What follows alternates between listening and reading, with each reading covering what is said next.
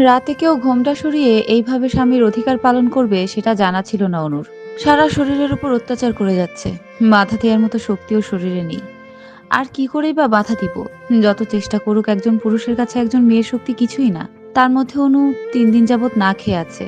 প্রায় ২ ঘন্টা যাবৎ নিজের কাজ শেষ করে একপাশে শুয়ে পড়ে অভি। কিন্তু অনুকে নিজের কাছ থেকে দূরে সরায়নি, হাতের বাহুর মধ্যে রেখে দিয়েছে। অনু চোখের পানি ফেলেই যাচ্ছে। এইভাবে ওর জীবন নষ্ট হয়ে যাবে কখনো ভাবতেও পারেনি। অনু বাবা মার একমাত্র মেয়ে, খুব জেদি ছিল। বাবা জব করে আর মা স্কুল টিচার। বাবা মার স্বপ্ন পূরণ করতে পাবলিক ভার্সিটিতে অনার্স শেষ করে মাস্টার্সে ভর্তি হওয়ার প্রিপারেশন নিচ্ছিলাম। কিন্তু ভাগ্য খারাপ হলে যা হয় তাই হয়েছে আমার সাথে। যেভাবে হোক এই নরক থেকে আমাকে বের হতেই হবে। পরের দিন সকালে অনু ঘুম থেকে উঠে গোসল করে নিচে নেমে আসে। এসে দেখে সবাই নিচে বসে আছে। আমি কিছু না বলে সোফায় বসে আছি। একটু পর একজন বয়স্ক মহিলা এসে বলল, বৌমা চলো, খাবার খেয়ে নিবে। আমি কিছু না বলে ওনার সাথেই চলে যাই। খাবার টেবিলে সবার সাথে পরিচিত হয়ে নিই। ওনারা দুই বোন আহিলি আর কোহিলি। আহিলি এসএসসি পরীক্ষা দিচ্ছে, কোহিলি ইন্টার সেকেন্ড ইয়ারে পড়ে। ছোট ভাই পড়াশোনার জন্য দেশের বাইরে আছে। সবাই বসে একসাথে খাবার খেয়ে নিই। খাওয়া শেষে শাশুড়ি মা বলল ওনার জন্য খাবার যেন রুমে নিয়ে যায়। আমি কিছু না বলে খাবার নিয়ে রুমে চলে আসি। খাবার রেখে বারান্দায় চলে যাই। ওখানে একটা রকিং চেয়ার আছে, ওটাতে বসে আছি। প্রায় ১ ঘন্টা পর কারো ডাক শুনে রুমে চলে আসি। খাবার ঠান্ডা হয়ে আছে কেন? আমি এই খাবার খাবো না। আর খাবার যখন রুমে নিয়ে এসেছো তাহলে আমাকে ডেকে দিলে না কেন? অনু কিছুক্ষণ তাকিয়ে থেকে, খাবার নিয়ে আসার জন্য আপনার মা বলেছে, তাই নিয়ে এসেছি। আপনাকে ডেকে খাওয়ানোর মতো ইচ্ছে আমার নেই, তাই ডেকে দেইনি বলে ওখান থেকে চলে আসি। অভি চলে যাওয়ার দিকে তাকিয়ে থেকে বলল, এই মেয়ে ভালো কথার মানুষ না, সোজা কথাতে এর সাথে কাজ হবে না। বলে রাগে গজগজ করতে করতে নিচে চলে আসে। মা আমি আসছি বলে বের হয়ে যায়। সাহারা বেগম বলে, বৌমা অভি খাবার খেয়েছে তো এখন নিচে আসলো। সেটা আপনার ছেলেকে প্রশ্ন করা উচিত ছিল, আমার কাছ থেকে কেন জানতে চাইছেন? সাহারা বেগম কিছুক্ষণ চুপ থেকে রুমে চলে যায়। অনুর উপর প্রচন্ড বিরক্ত হয়ে আছে। আশিক বলে, কিরে বিয়ের প্রথম দিন চলে আসলি, আজকে তো ভাবিকে সময় দেওয়া উচিত ছিল। ওই মেয়ের কথা আর বলিস না, ভালো কথা শোনার মতো মেয়ে নয়। সব সময় সব কথা উত্তর দেয় উল্টা, সোজা কথা বলতেই পারে না। তখন আশিক বলে, তুই ওর সাথে সোজা কিছু করেছিস যে তোর সাথে সোজা ব্যবহার করবে? বিয়েটাও এক প্রকার জোর করে করেছিস। ভাবি তোকে বিয়ে করতেই রাজি ছিল না, কিন্তু তুই কি করলি? অভি মাথায় হাত দিয়ে বলল, ওইসব কথা বাদ দে, ওইগুলো ভেবে লাভ নেই। যেভাবে হোক বিয়েটা তো হয়েছে, এখন সবকিছু কিভাবে ঠিক করা যায় সেটা বল। আশিক বলে, দেখ অনুকে এখন জোর করে কিছু করাতে পারবি না, আর তুই নিজের রাগটা একটু কন্ট্রোল কর, একটু সময় দে, দেখবি সব নিজ থেকে ঠিক হয়ে যাবে। অভি কিছু একটা ভেবে বলল, সময় দিব, কিন্তু আমার মনে হচ্ছে না ও এত সহজে আমাকে মেনে নিবে। এটা বলেই সকালে নাস্তা দেওয়াটার ঘটনা বলল। আশিক কিছুটা অবাক হয়ে বলল, এটা কি হলো মামা? তোর বউ রাগ তো তোর থেকেও বেশি, এখন কি করবি? একটু সাবধানে থাকিস, নয়তো মার খাওয়ার সম্ভাবনা থাকতে পারে। অভি একটু রাগী ভাব নিয়ে বলল, তোর হাসি পাচ্ছে? আমি সকালে খাবার খেতে পর্যন্ত পারলাম না, আর তুই আমার সাথে মজা নিচ্ছিস? থাক তুই, আমি চলে আসলাম। আশিক বলল, আরে বন্ধু রেগে যাচ্ছিস কেন? আমি তো একটু মজা করেছি, সরি আমার ভুল হয়ে গেছে। এখন তো মাথা ঠান্ডা কর, আর চল একসাথে নাস্তা করব। এটা বলে দুজন একসাথে চলে যায়। আমার মাথা খুব ধরে আছে, আমার জন্য 1 কাপ কফি বানিয়ে দাও। আমাকে দেখে কি আপনার কাছে কাজের মেয়ে মনে হচ্ছে? অভি কিছুটা অবাক হয়ে বলল। তুমি কাজের মেয়ে হতে যাবে কেন? অনু একটু বাঁকা হেসে বলল, আমি যেহেতু কাজের মেয়ে না, তাহলে আমাকে কফি বানাতে বললেন কেন? আমি কফি বানাতে পারবো না, নিজে তৈরি করে খেয়ে নিন বলে বেলকনিতে চলে যায়। অভি মনে মনে বলছে, যত ভাবি এর সাথে ভালো ব্যবহার করব, কিন্তু ওর তো ভালো কথা শোনার মতো মেয়েই নয়। এটা বলে রাগে গজগজ করে নিচে নেমে আসে। মা আমাকে 1 কাপ কফি বানিয়ে দাও, খুব মাথা ব্যথা করছে। তুই রুমে যা, আমি এক্ষুনি কফি বানিয়ে পাঠিয়ে দিচ্ছি। বলে রান্নাঘরের দিকে চলে যায়। অভি রুমে এসে চুপ করে বসে আছে। কিভাবে অনুর কাছাকাছি যেতে পারবো সেটাই ভেবে যাচ্ছে। অনুর কাছে এখন সবকিছু বিরক্ত লাগছে, চাইলেও এখানে কারোর সাথে ভালো ব্যবহার করতে পারে না। অনু সোফার মধ্যে একধানে বসে আছে, কোনো কথা বলছে না। ঘুমাবে না নাকি সারা রাত ওখানে থাকতে চাও? ঘৃণা লাগে আপনাকে আমার, আমি থাকতে চাই না আপনার সাথে। আপনার মতো একজন মানুষের মুখও দেখতে ইচ্ছে করে না আমার। কথা শেষ হতে না হতেই ওর গালে ঠাস করে শব্দ করে দুটো চড় দেয়। অনেক সাহস হয়ে গেছে তোর, কালকে রাতের কথা ভুলে গেছিস? বলেই বিছানার মধ্যে ফেলে নিজের খেলায় মেতে ওঠে অভি। সারা শরীর রক্তাক্ত করে ক্লান্ত হয়ে শুয়ে পড়ে অন্য পাশে। চোখের পানি ফেলে যাচ্ছে, ঘুম যেন তার কাছে এখন বিষাদের মতো লাগছে। বারান্দায় বসে চোখের পানি ফেলে যাচ্ছে। অভির চিৎকারে বাসার সব লোক এখানে এসে জড়ো হয়। এসে যা দেখে তার জন্য কেউ প্রস্তুত ছিল না। সারা ফ্লোর রক্তে লাল হয়ে আছে, ফ্লোরে গ্লাস ভাঙা পড়ে আছে। ঘুম থেকে উঠে যেই মেঝেতে পা রেখেছে তখনই সব কাঁচের টুকরো অভির পায়ের মধ্যে ঢুকে গেছে। তাতেই রক্তে ফ্লোর ভাসছে। অনু চুপ করে সোফার মধ্যে বসে আছে। চোখে মুখে প্রশান্তির ছাপ ফুটে উঠেছে। দেখেই বোঝা যাচ্ছে খুব খুশি হয়েছে। সাহারা বেগম খুব ঝাঁঝালো কণ্ঠে জানতে চাইল, এখানে এইভাবে কাঁচের টুকরো কোথা থেকে এসেছে। অনু কিছুক্ষণ ওনার দিকে তাকিয়ে থেকে বলল, আমি ফেলেছি এগুলো। বলেই টেবিলের দিকে ইশারা করে বলল, ওখানে থাকা কাঁচের জগ আর গ্লাস ভেঙে এখানে রেখে দিয়েছি। এটা শুনে অভির আগে অনুর কাছে আসতে যেয়ে মেঝেতে আবার পা রাখে, যার ফলে আরো কিছু কাঁচের টুকরো পায়ের মধ্যে ঢুকে যায়। সাহারা বেগম অনুর সামনে প্রচুর রাগ নিয়ে দাঁড়িয়ে আছে। চোখ লাল হয়ে আছে, মনে হচ্ছে অনুকে শেষ করে দিতে পারলেও খুশি হবে। তাতে অনুর কোনো কিছু প্রভাব পড়ছে না, ও নিজের মনে হেসেই চলেছে। একবার অভির দিকে তো একবার শাশুড়ির দিকে তাকিয়ে হেসে যাচ্ছে। সাহারা বেগম খুব রাগ নিয়ে জানতে চাইল, তুমি এইরকম কেন করেছো? দেখো ওর পায়ের অবস্থা কি করেছো, এখনো রক্ত পড়ে যাচ্ছে, এতে তোমার কি লাভ হয়েছে? অনু কিছুক্ষণ চুপ থেকে সবাইকে রুম থেকে বাইরে যেতে বলল। ওর সাথে তাল মিলিয়ে সাহারা বেগম চোখের ইশারা করে যেতে বলল। সবাই চলে যাওয়ার পর অনু উঠে দরজা আটকে শাশুড়ির সামনে দাঁড়িয়ে শরীর থেকে শাড়ির আঁচলটা সরিয়ে বলল, দেখুন আপনার ভালো ছেলে আমার সাথে গত 2 দিন কি করেছে। আমি তো শুধু ওনার পাগুলো ক্ষত করেছি, আর উনি আমার সারা শরীর ক্ষত করে রেখেছে। কই, কখন তো আপনি একবারও জানতে চাননি। সাহারা বেগম অনুর দিকে তাকিয়ে আটকে উঠেছে। সারা শরীরের নখের আঁচড় দেখে মনে হচ্ছে কোনো হিংস্র পশু নিজের রাগ মিটিয়েছে। শরীরের রক্ত জমাট বেঁধে আছে। উনি কিছু না বলে শাড়িটা তুলে কাঁধে দিয়ে দেয়। চোখ থেকে 2 ফোঁটা পানি পড়ে। ওটা মুছে ছেলের দিকে তাকিয়ে জানতে চায় এগুলো কি। অভি মাথা নিচু করে বসে আছে। বলার মতো কোনো কিছু ওর কাছে নেই। কি বলবে? রাতে রাগ আর শরীরের স্বাদ মেটানোর জন্য তো নিজেই এই অবস্থা করেছে। কিছুক্ষণের মধ্যে অ্যাম্বুলেন্স চলে আসে। অভিকে স্টেজে করে নিয়ে যাওয়া হয়।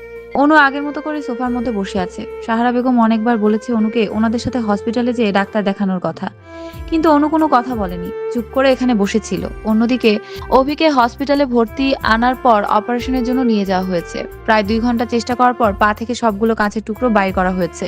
এখানে 3 দিন থাকতে হবে, তারপর রিলিজ করা হবে। তাই এখানে অভির সাথে ওর বোন আহেলি থাকবে। কোহেলি আর সাহারা বেগম সন্ধ্যায় বাসায় চলে আসে। আহেলিকে দেখে বোঝা যাচ্ছে খুব রেগে আছে। অনুকে কয়েকটা কথা শোনাতে পারলে খুশি হবে, কিন্তু সাহারা বেগম খুব কড়াকড়িভাবে নিষেধ করে দিয়েছে যেন অনুকে কিছু না বলা হয়। বলে উনি ওনার রুমের মধ্যে চলে যায়। কোহেলির আগে গজগজ করতে করতে নিজের রুমে চলে যায়। ফ্রেশ হয়ে সবাই নিচে চলে আসে খাবার খাওয়ার জন্য। এসে দেখে অনু খাবার খাওয়া শেষ করে প্লেট রেখে রুমে চলে যাচ্ছে। আহিলি এটা দেখে রেগে যায়। অনুকে কিছু বলার আগেই সাহারা বেগম হাত ধরে চুপ করে দেয়। মার ভয়ে আহিলি কিছু বলতে পারেনি। আজকে রাতে খুব আনন্দের সাথে ঘুমিয়েছে অনু। অনেকদিন পর একটা নিশ্চিন্তে ঘুমিয়েছে। আজকে অভি বাসায় আসবে। আমি চাই না তুমি ওর সাথে কোনো খারাপ ব্যবহার করো। ছেলেটাকে তো আর কম কষ্ট দাওনি তুমি। আপনার ছেলেও আমাকে কম কষ্ট দেয়নি, আমি তো তার সিকি ভাগও দেইনি, এতেই আপনার এত কষ্ট হচ্ছে। আপনার তাহলে আমার আর আমার বাবা মার কথা ভেবে দেখুন, তাদের কেমন লেগেছে। বলে ওখান থেকে অনু নিজের রুমে চলে যায়। অনু নিজে নিজে গজগজ করছে আর বলছে, অভি চৌধুরী তৈরি থাকুন, যতটা কষ্ট আপনি আমাকে দিবেন তার থেকে কয়েক গুণ বেশি কষ্ট আপনার নিজের জন্য অপেক্ষা করে থাকবে। অনু ছাড় দেয়, কিন্তু কখনো কাউকে ছেড়ে দেয় না। হঠাৎ গাড়ির হর্ন শুনে বেলকনি দিয়ে নিচের দিকে তাকিয়ে দেখে অভি। আহিলি আর কোহিলি গাড়ি থেকে নামছে। হাঁটতে পারছে না, তার জন্য হুইল চেয়ারে করে নিয়ে আসা হয়েছে। অনু ওখানে দাঁড়িয়ে আছে। অভি একবার উপরের দিকে তাকিয়ে আবার মাথা নিজের দিকে করে নেয়। বাড়ি আসার সাথে সাথে ছেলের কি কি দরকার, শরীর কেমন আছে সবকিছুর খোঁজ নিচ্ছে সাহারা বেগম। মা, আমি রুমে যেতে চাই, এখানে বসে থাকতে ভালো লাগছে না। আহেলি, আমাকে একটু রুমে নিয়ে যা। সাহারা বেগম অভির কথা শুনে কিছুটা বিরক্ত হয়ে বলল, ওই রুমে এখন তোমাকে থাকতে হবে না, তুমি অন্য রুমে থাকবে। আমি তোমার জন্য রুম ঠিক করে রেখেছি। অভি মায়ের কথা শুনে অবাক হয়ে বলল, আমি ওই রুমে থাকবো, আমাকে ওই রুমে দিয়ে আস। আমি অন্য কোথাও থাকবো না। তোমরা দিয়ে আসো তো ভালো, নয়তো আমি নিজে চলে যাব। সাহারা বেগম এর ছেলের রাগ সম্পর্কে খুব ভালো ধারণা আছে। একবার যেহেতু বলেছে তাহলে আর কোনো কিছুতে ডিসিশন চেঞ্জ করবে না, এটা উনি ভালো করে জানেন। তাই আর কথা না বাড়িয়ে বললেন, ঠিক আছে, তোমাকে ওই রুমে থাকতে দেওয়া হবে, কিন্তু ওটা অন্য রুমে থাকবে, তোমার সাথে এক রুমে থাকবে না।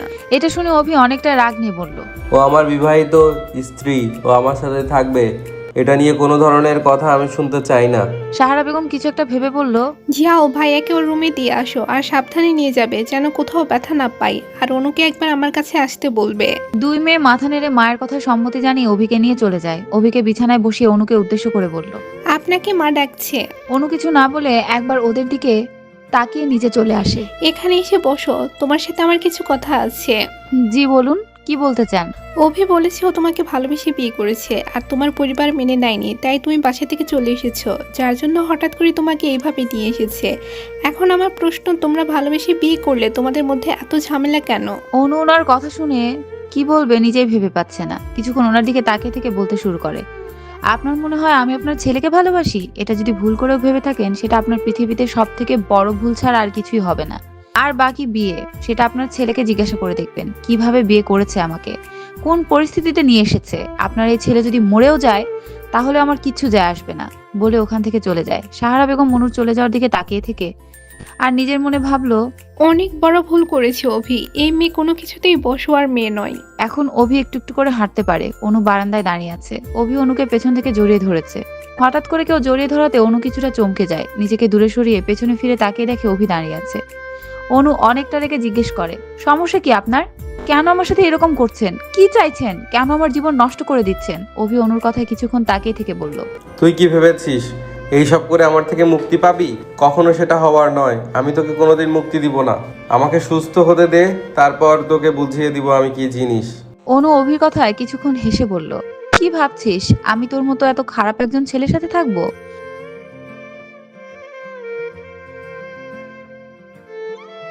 কখনো সেটা হবার নয়। আমি মরে যাব, কিন্তু তোর মতো একজনকে কখনো স্বামী বলে মেনে নিব না। আর তুই কি বুঝাবি আমাকে? তার থেকে বেশি আমি তোকে বুঝিয়ে দিব, বলে বারান্দা থেকে চলে আসার সময় অভির ব্যান্ডেজ করা পা ইচ্ছে করে একটা পাড়া দিয়ে চলে আসে। অভি ব্যথায় চিৎকার দিয়ে ওঠে, আর অনু সেই চিৎকার শুনে হাসতে হাসতে নিচে চলে আসে।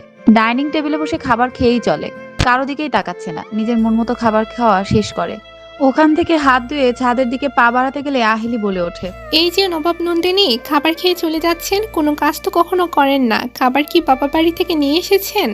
আহিলির কথা শুনে অনু কিছুক্ষণ ওদের সবার দিকে একবার তাকিয়ে থেকে বলল, খাবার বাবা বাড়ি থেকে কেন নিয়ে আসবো? তোমার ভাই কি ফকির হয়ে গেছে নাকি? আর আমি এই বাড়িতে নিজে থেকে আসিনি, তোমার ভাই জোর করে নিয়ে এসেছে। তাই আমার যেভাবে ইচ্ছে ওইভাবেই থাকবো। আর তোমাদের কাউকে আমার পছন্দ না, তাই এই পরিবারের কোনো কাজ বা আমার থেকে ভালো কোনো ব্যবহার আশা করা ভুল, বলে ওখান থেকে চলে আসে। এর আগে কখনো কেউ আমাদের সাথে এত খারাপ ব্যবহার করেনি। সাহারা বেগম বলল, এই মেয়েটা অনেক বেশি কথা বলছি, এই মেয়েকে যেভাবে হোক চুপ করাতে হবে, নয়তো ঝামেলা দিন দিন বেড়েই যাবে, বলে নিজের মনে হেসে ওঠে। রোজ ঝামেলার নয়তো কারোর সাথে তর্ক করে অনুর দিন কেটে যাচ্ছে। এইগুলোর মধ্যে নিজেকে মানিয়ে নিয়েছে অনু। কোনো কিছুতেই ওর আর কিছুই যায় আসে না। আমি মাস্টার্সে ভর্তি হতে চাই, আপনার ছেলেকে ব্যবস্থা করে দিতে বলুন। খুব কড়া গলায় অনু কথাটা শাশুড়ি মাকে বলল। সাহারা বেগম কিছুক্ষণ চুপ থেকে বলে উঠল, এটা কোনোভাবেই সম্ভব নয়, আমাদের বাড়ির বউরা বিয়ের পর পড়াশোনা করে না, তাই তোমার পড়াশোনা আর করা হবে না।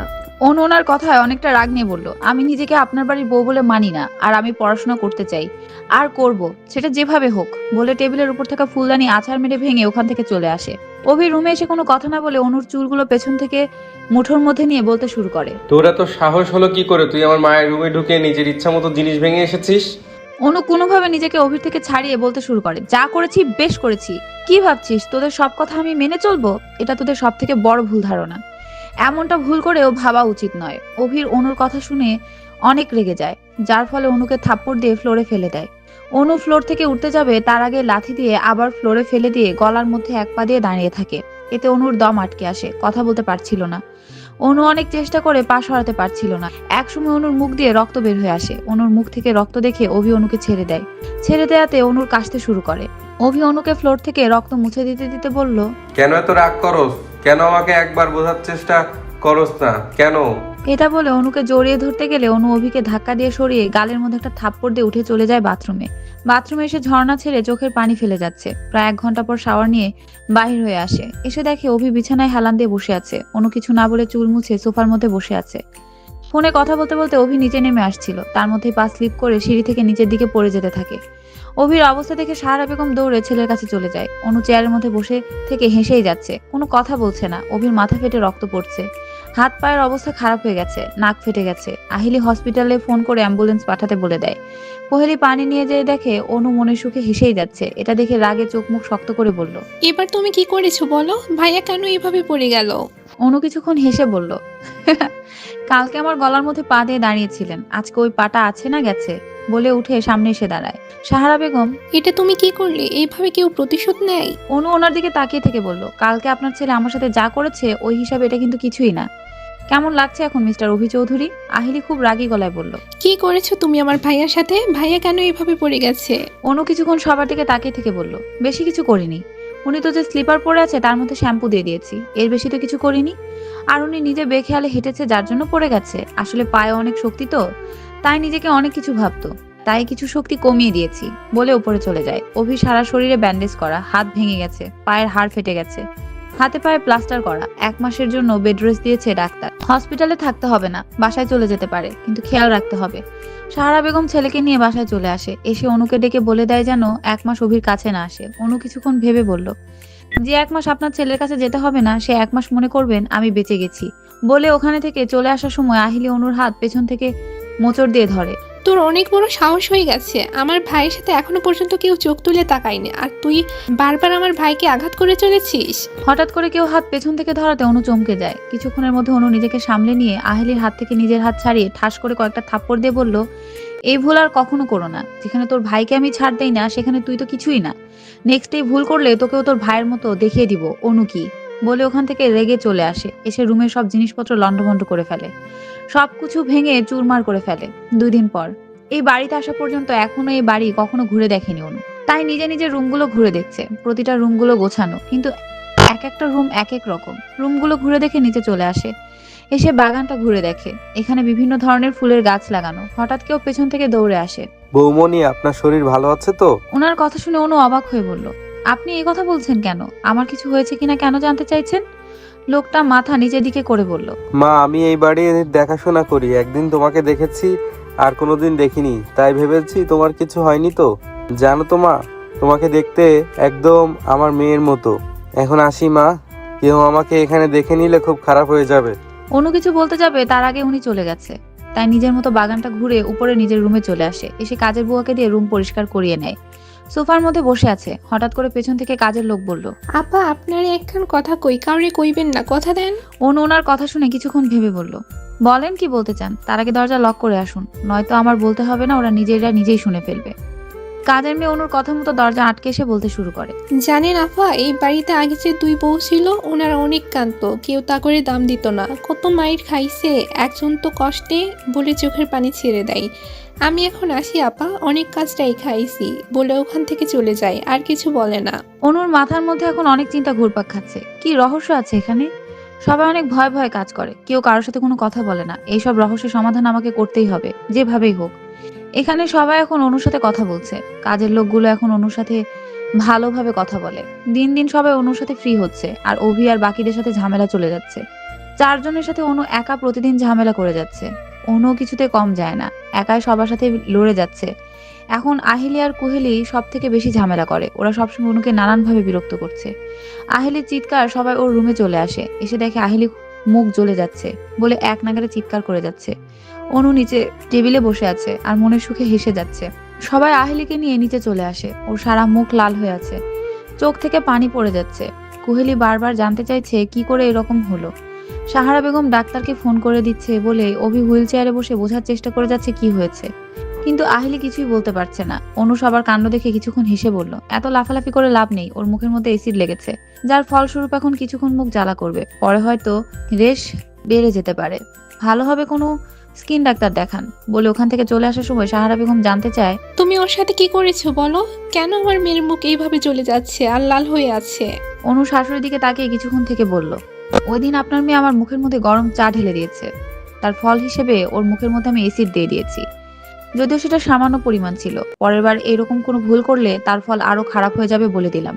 চলুন কয়েকদিন আগের ঘটনা জেনে আসি। অনু সোফার মধ্যে বসে কফি খাচ্ছিল। হঠাৎ আহিল ওর থেকে কফির মগটা নিয়ে গরম কফি অনুর মুখে ঢেলে দেয়, যার জন্য অনু কালকে রাতে সুযোগ বুঝে আহিলি ফ্রেশ ওয়াশের মধ্যে সামান্য পরিমাণ এসিড মিশিয়ে দেয়, যার জন্য সকালে মুখ ধোয়ার জন্য যখন ফ্রেশ ওয়াশ দেয় তখনই এসিডের জন্য মুখ জ্বালা শুরু করে। অভির আজকে ব্যান্ডেজ খুলতে হসপিটালে গেছে। অভির সাথে আহিলি, কুহেলি আর সাহারা বেগম আছে। অনু একা বাড়ির মধ্যে আছে। হঠাৎ করে আজ অনুর মাথা ধরে আছে, তাই 1 কাপ কফির জন্য নিচে চলে যায়। ওখানে কাজের মেয়ে ময়না দুপুরের জন্য রান্নার তরকারি কাটছে। ও দেখে জানতে চায়, আরে ভাবি, আপনি এখানে কেন আইছেন? খুব মাথা ধরে আছে, 1 কাপ কফি হলে খুব ভালো হতো, এই জন্য 1 কাপ কফি বানাতে এসেছি। আপা, আপনি এখানে দাঁড়ান, আমি আপনার কফি বানাই দিতেছি। জানেন আপা, এই বাড়িতে কম দিন হয় নাই, কিন্তু আপনার মতো প্রতিবাদী বউ একটাও দেখি নাই। আপনি তাকে লগে এইরকম কইরা লড়াই করেন দেখা বাইসা আছেন, নয়তো কবে মইরা যেতেন। অনু ময়নার কথা শুনে কিছুটা অবাক হয়ে বলল, এই বাড়িতে আরো বউ ছিল নাকি? সত্যি করে বলো, তুমি সবসময় অর্ধেক কথা বলো, এখন সবটা সত্যি বলো। আর এখন কেউ বাড়িতে নেই, তাই তোমার কথা কেউ শুনতে পারবে না, আমাকে সব সত্যি করে বলো। ময়না কিছুক্ষণ চুপ থেকে বলল, আপা, আপনারই আমি হগল কথা কমু, কিন্তু আপনি কথা দেউন লাগবো, কারোর কাছে কিছু কইবেন না। অনু কিছু একটা ভেবে বলল, ঠিক আছে তুমি বলো, আমি কাউকে কিচ্ছু বলবো না, ওরা কেউ কিচ্ছু জানতে পারবে না। ময়না অনুর কথা বিশ্বাস করে বলতে শুরু করে। অভি ভাইয়ের আগে আরো 2টা বউ ছিল, একজন তো মইরা গেছে, আর একজন কোন হানি আছে কেউ জানে না। অভি ভাই কিছুদিন তারে খুঁজছিল, কিন্তু তার কয়দিন পরে আপনি আইলেন। অনু ময়নার কথা শুনে কি বলবে বুঝতে পারলো না, নিজেকে সামলে নিয়ে বলল, বাকি দুজনের বাড়ি লোক কিছু বলেনি? অভির বিরুদ্ধে কেস করেনি? আফা, আপনি যে কি কন, তারা কি আর বড়লোক ছিল? তারা সবাই গরিব ঘরে ছিল, আর ওনাদের ক্ষমতার সাথে কেউ পারতো নাকি? জানেননি আফা, বড় বউটা কত ভালো মানুষ ছিল, আমাকে কত ভালোবাসতো। দেখতেও খুব সুন্দর ছিল, দুধ সাদা গায়ের রং। হেরে কি মারা না মারতো, কত পায়ে ধরতো, কেউ শুনতো না, সবাই খারাপ। এই বাড়ির সবাই জানোয়ার, শুধু ছোট ভাই ছাড়া। ছোট ভাই অন্যরকম ছিল, আর অভি ভাইয়ের এক খালাতো ভাই যে এই বাড়ি থাকতো, তারা 2জন ভালা ছিল। ওদের সামনে তারা ভালা সেজে থাকে। এরা বাসায় থাকলে বউগুলোকে বহুত ভালো ব্যবহার করতো। একবার কি করছে জানেন? ভাই বিড়ি সিগারেট খাইয়া বড় ভাবি সারা মুখে আগুন লাগাই দিছে। ভাবি অনেক কষ্ট পাইছে, পরে নিজেই নিজেরে শেষ কইরা দিছে। বলি ময়না আঁচল দিয়ে বারবার চোখের পানি মুছে যাচ্ছে। এখন গাছগুলো শেষ কইরা লই, বলেই চলে যাই। অনু নিজ মনে বসে বসে ভেবেই যাচ্ছে, এটা কোন নরকে এসে পড়েছি আমি, এখান থেকে কি করে মুক্তি পাবো? নিজ মনে ভেবে চলেছে, হঠাৎ গাড়ির শব্দে ধ্যান ভেঙে যায়। অনুর ভাবনা থেকে বাইরে বের হয়ে নিজের রুমে চলে যায়। অভি, আহিলা আর কুহিলি বসে ভেবে যাচ্ছে কি করে অনুকে জব্দ করা যাবে। অভির মা বোনের কথাতে কিছুতেই রাজি হচ্ছে না অনুকে কোনোভাবে জব্দ করাতে। অভি বারবার মাকে বলে যাচ্ছে, মা এইসব করার কোনো দরকার নেই, তোমরা অনুকে কিছু বলো না। ওর সাথে যা বোঝার আমি বুঝে নিব, তোমরা কেউ কিছু বলো না। সাহারা বেগম বললেন, এই মেয়ের মধ্যে তুই কি পেয়েছিস যে ওর পিছে পড়ে আছিস? এতগুলো মেয়ে তো তোর জীবনে এসেছে, এর মধ্যে কি এমন আছে বল যে এত পাগল হয়ে আছিস? অভি কিছুক্ষণ ভেবে বলল, মা, বিড়াল তো সবাই পোষ মানাতে পারে, কিন্তু সবাই তো আর সিঙ্গিংয়ে পোষ মানাতে পারে না। আমি এবার সিঙ্গিংয়ে পোষ মানাবো। নিজের মনে হেসে রুমে চলে আসে। অনু নিজের মতো করে বারান্দায় দাঁড়িয়ে আছে। অভি অনুর পাশে দাঁড়িয়ে বলল, মেঘাচ্ছন্ন আকাশ, মেঘের অন্তরালে হাজারো নক্ষত্র, চারদিকে নিস্তব্ধতা, ঘুনে ঘুনে অন্ধকার, দূর দিগন্তের জোনাকি পোকার মৃদু আলো, পোকামাকড়ের কিচিরমিচির, চারদিকে সবুজ প্রকৃতির সমাহার, শিশির ভেজা ঘাস, কোথাও কেউ জেগে নেই। পৃথিবী ঘুমিয়ে গেছে গভীর রজনীতে দাঁড়িয়ে। মধ্যরাতের স্নিগ্ধতার শীতল বাতাস অসাধারণ লাগছে, তবে কিছু একটা শূন্যতা অনুভব করছি। আমি একা একা দাঁড়িয়ে আকাশ দেখছি। এই তুমি আসো না, পরনে নীল শাড়ি, হাত ভর্তি নীল চুড়ি, খোলা চুলে, চোখে কাজল লাগিয়ে, শাড়ির আঁচল শিশির ভেজা ঘাসের উপর বিছিয়ে বসে দুজন মিলে আকাশ দেখবো আর গল্প করব।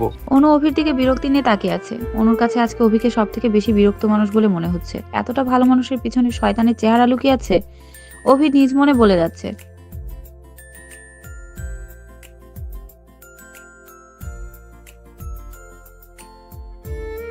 বসে থাকতে থাকতে এমন সময় তুমি হুট করেই বলে উঠবে, ওই চলুন হাঁটবো।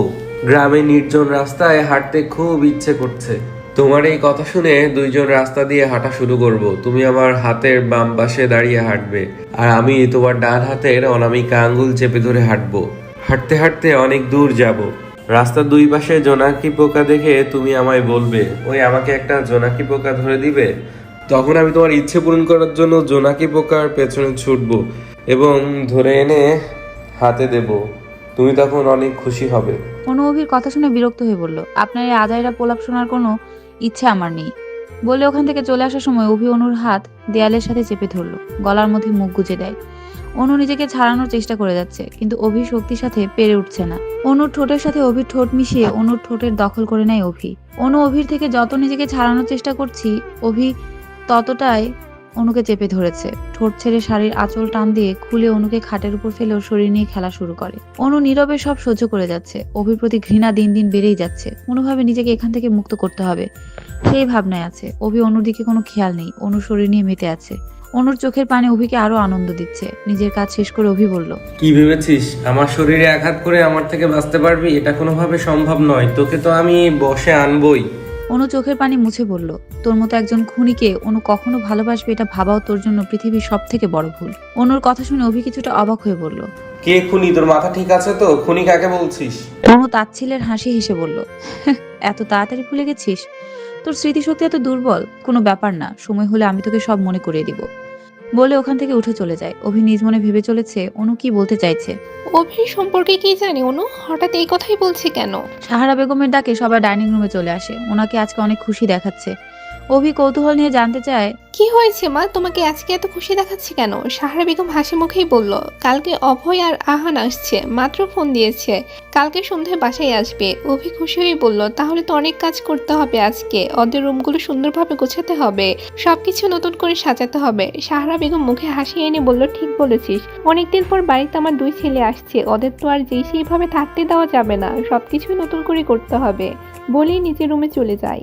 আহেলি কোহেলি নিজেদের মতো করে প্ল্যান করে যাচ্ছে। হঠাৎ অনুকে দেখে ওখান থেকে নিজেদের রুমে চলে যায়। ওদের দেখে মনে হচ্ছে অনু এখানে আসাতে অনেক বিরক্ত হয়েছে, তাতে অনুর কিছু যায় আসে না। নিজের মতো করে কিচেন রুমে চলে যায়। কিচেনে এসে দেখে এখানে সবাই খুব খুশি। অনু কিছুক্ষণ ভেবে বলল, ময়না, কে আসছে যে এত খুশি সবাই? তুমি কিছু জানো নাকি? ময়না অনুর দিকে কিছুক্ষণ তাকিয়ে থেকে বলল, কালকে ছোট ভাইজান আর আহান ভাইজান আসছে, তাই সবাই অনেক খুশি। অনু কিছুটা বিরক্তি নিয়ে বলল, ওরা খুশি সেটা তো বুঝতে পেরেছি, ওদের ছেলে ভাই আসছে তাই, কিন্তু তুমি এত খুশি হচ্ছ কেন? সবাই তো একই রকম। ময়না কিছুটা হতাশ হয়ে বলল, আরে ভাবি, আপনি তো ভুল ভাবছেন, অভয় আর আহান ভাইজান অন্যরকম একজন মানুষ, এরা এদের মতো না, অনেক ভালো মানুষ, ঠিক গবরে পদ্ম ফুলের লাহান।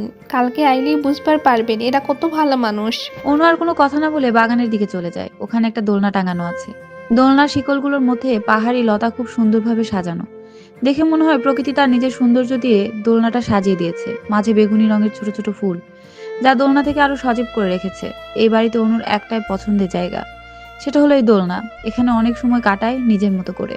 অনুর সব ক্লান্তির অবসান ঘটায় এই দোলনা। অনু নিজের মনে ভেবে যাচ্ছে, এই বাড়িতে এসেছে অনেক দিন হয়ে গেছে, এখনো বাবা মার খোঁজ নেয়নি অভি। আদৌ ওরা বেঁচে আছে নাকি অভির লোকজন ওর বাবা মার কোনো ক্ষতি করেছে ভেবে চোখের পানি পড়ে যাচ্ছে।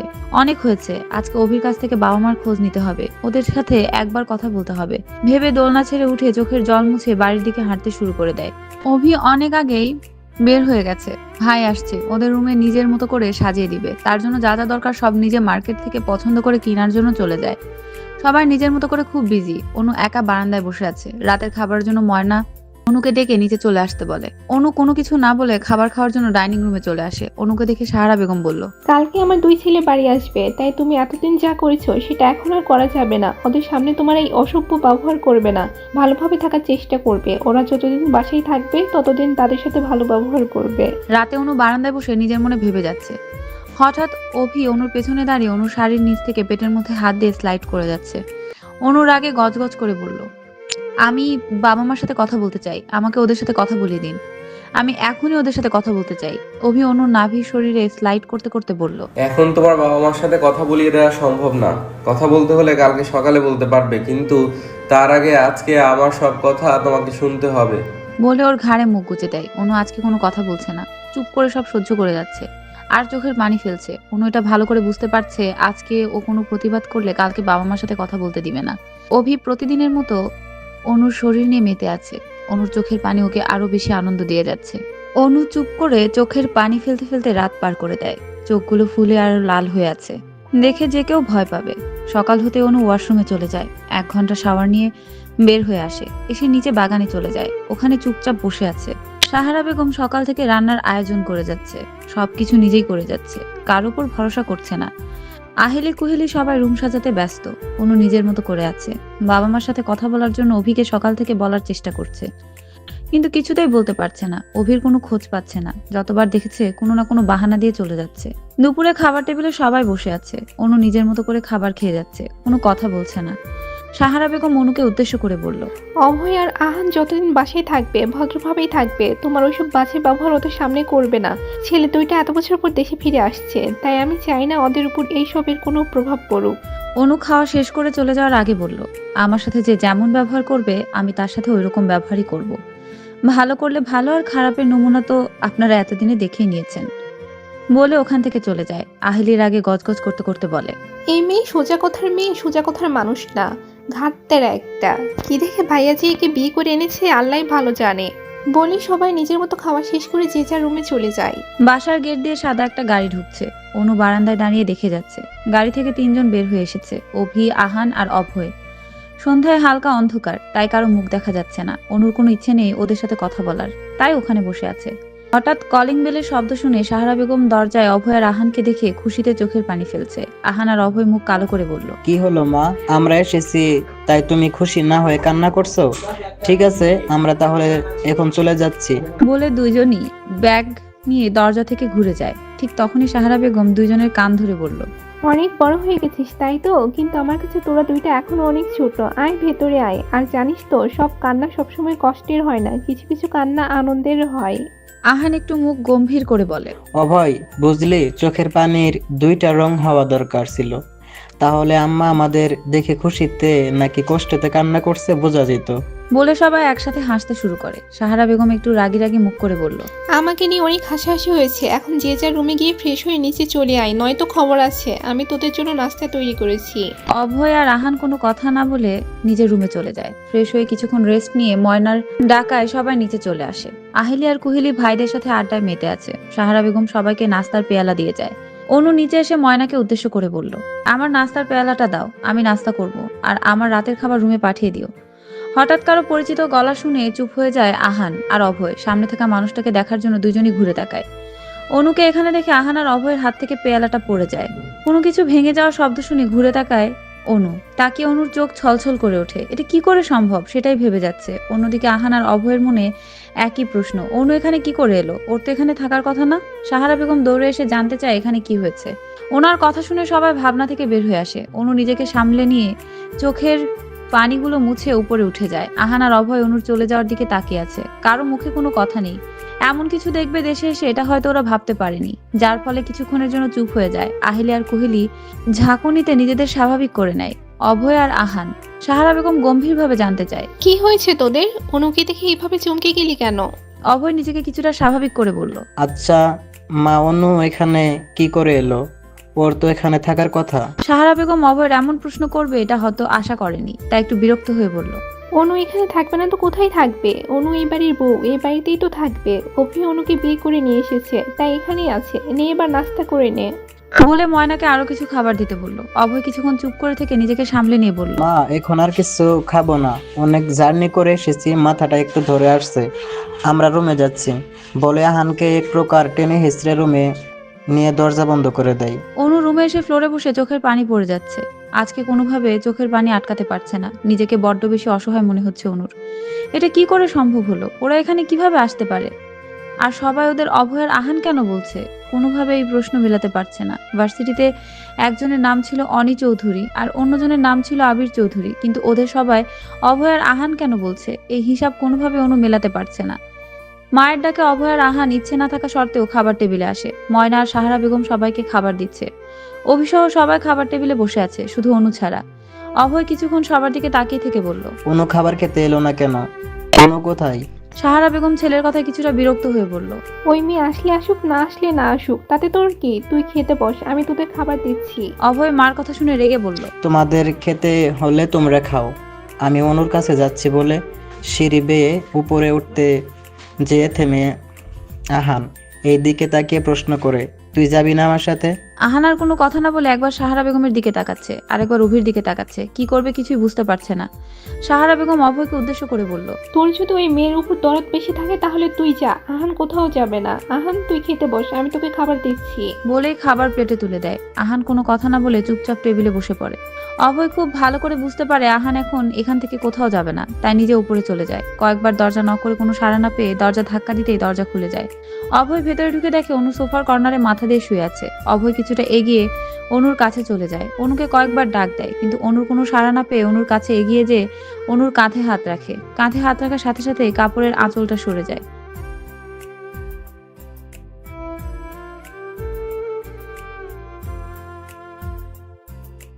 উন্মুক্ত পিঠে নখের আঁচড়, বেল্টের বাড়ির দাগগুলো কালো হয়ে আছে। অভয় দাগগুলো দেখে নিজের অজান্তেই চোখ থেকে 2 ফোঁটা জল অনুর পিঠে পড়ে। অনুর মুখটা অভয়ের দিকে ঘুরিয়ে দেখে। অতিরিক্ত কান্না করার ফলে চোখ ফুলে আছে, ঠোঁট দুটো লাল হয়ে আছে। অভয় অনুর অবস্থা দেখে নিজের উপর খুব রাগ হচ্ছে। অনু টিপ টিপ করে চোখ খুলে তাকিয়ে অভয়কে দেখে বলল, আমি বাবা মার সাথে কথা বলতে চাই, আমাকে ওদের সাথে কথা বলিয়ে দে। বলে পড়ে যেতে নিলে অভয় অনুকে নিজের বাহুর সাথে মিলিয়ে নেয়। অনুকে কোলে তুলে নিজের রুমে নিয়ে আসে। বিছানায় শুয়ে দিয়ে মাথার পাশে বসে থাকে। নিজের মনে বারবার ক্ষমা চাইছে অনুর কাছে। অভি খাবার খেতে খেতে আহানকে উদ্দেশ্য করে বলল, আহান অনুকে অভয় কি করে চিনে? আর অনুর প্রতি অভয়ের যে টান, সেটা 1 দিন বা 2 দিনের হতে পারে না। তুমি কিছু জেনে থাকলে আমাকে বলো আহান। আহান মাথা নিচের দিকে করে বলল, ভাইয়া আসলে অনু আমাদের সাথে পড়াশোনা করতে ছোট থেকে। অভয় আর অনু ক্লাস 8 থেকে বেস্ট ফ্রেন্ড ছিল। তারপর আমরা একসাথে স্কুল, কলেজ আর ভার্সিটি শেষ করি। তারপর হাই স্টাডি করার জন্য আমি আর অভয় বিদেশ চলে যাই, কিন্তু অনু যেতে পারেনি। তারপর কি হয়েছে আমি কিছু জানি না বলে খাবার টেবিল থেকে উঠে চলে যাই। পেছন থেকে আহিলি বলল, ভাইয়া তুমি তো কিছু খাওনি, না খেয়ে চলে যাচ্ছ, কিছু তো খেয়ে যাও। আহান পেছনের দিকে তাকিয়ে বলল, আমার আর খাওয়ার ইচ্ছা নেই, আমি রুমে চলে যাচ্ছি। বলেই চলে যায়। সাহারা বেগম অভয়কে উদ্দেশ্য করে বলল, এখন তো আরেক নতুন ঝামেলা শুরু হয়ে গেল। ওই মেয়ে তো অভয়কে সবকিছু বলে দেবে। আর তোর ভাইকে তো চিনিস, ঠিক ওর বাবার মতো হয়েছে, যেটা ভালো বুঝবে সেটাই করবে। ওর ডিসিশন বদলানো যাবে না, একরোখা একটা ছেলে। অনু ধীরে ধীরে চোখ খুলে উঠে বসেছে। চারদিকে তাকিয়ে দেখে রুমটা খুব সুন্দরভাবে গোছানো, কিন্তু এটা তো ওর রুম না। ভেবে পাশে তাকিয়ে দেখে অভয় চোখ বন্ধ করে বসে আছে, খাটের সাথে হেলান দিয়ে। অনু অভয়ের হাতের উপর হাত রাখতেই অভয় চোখ খুলে অনুর দিকে তাকিয়ে বলল, কি রে, এখন ভালো লাগছে তোর? কিছু খাবি? তোর জন্য কিছু খাবার নিয়ে আসি? অনু অভয়ের কথা শুনে ওর দিকে একবার তাকিয়ে বলল, আহান কোথায়? আহান কি একবার আমাকে দেখতে আসেনি? আহানের সাথে আমার কিছু কথা ছিল। অনুর থেকে আহানের কথা শুনে কিছুটা রেগে অভয় বলল, যা দরকার আমাকে বল। আহানকে কি দরকার তোর? আমার কাছে বল তোর কি চাই। আর একটু অপেক্ষা কর, আমি তোর জন্য খাবার নিয়ে আসছি। এখানে বসে থাকবি, কোথাও যাবি না। আর তোর সব কথা আমি এসে শুনছি বলে রুম থেকে বাইর হয়ে যাই। অভয়কে নিচে আসতে দেখে সাহারা বেগম অভয়কে উদ্দেশ্য করে বলল, ওই মেয়ের সেবা করা শেষ হলে খেতে বস, আমি তোর খাবার দিচ্ছি। অনেক করেছিস ওই মেয়ের জন্য, আর কিছু করতে হবে না। এবার ওর ব্যবস্থা তোর ভাই করবে। মার কোনো কথার জবাব না দিয়ে অভয় ময়নাকে উদ্দেশ্য করে বলল, ময়না, একটা প্লেটে কিছু খাবার বেড়ে দাও তাড়াতাড়ি, এখন কথা বলার সময় নেই আমার কাছে। ময়না অভয়ের কথা শুনে এক প্রকার দৌড়ে খাবার নিয়ে আসে। ওকে দেখে মনে হচ্ছিল খাবার বেড়ে কারো বলার জন্য অপেক্ষা করছে। কোহেলি একটু বিরক্ত নিয়ে অভয়কে প্রশ্ন করলো, মা এত কষ্ট করে তোদের জন্য এত খাবার রান্না করলো, আর তোরা কিছু খাচ্ছিস না? পড়ে আছিস ওই একটা ফালতু মেয়েকে নিয়ে? কোহেলির কথা শুনে অভয় রাগ চরম হয়ে গেল। টেবিলের চেয়ারে একটা লাথি মেরে বলল, কাকে তুই ফালতু মেয়ে বলছিস? ওর নৈখর যোগ্যতা তোর মধ্যে আছে বলে আমি মনে করি না।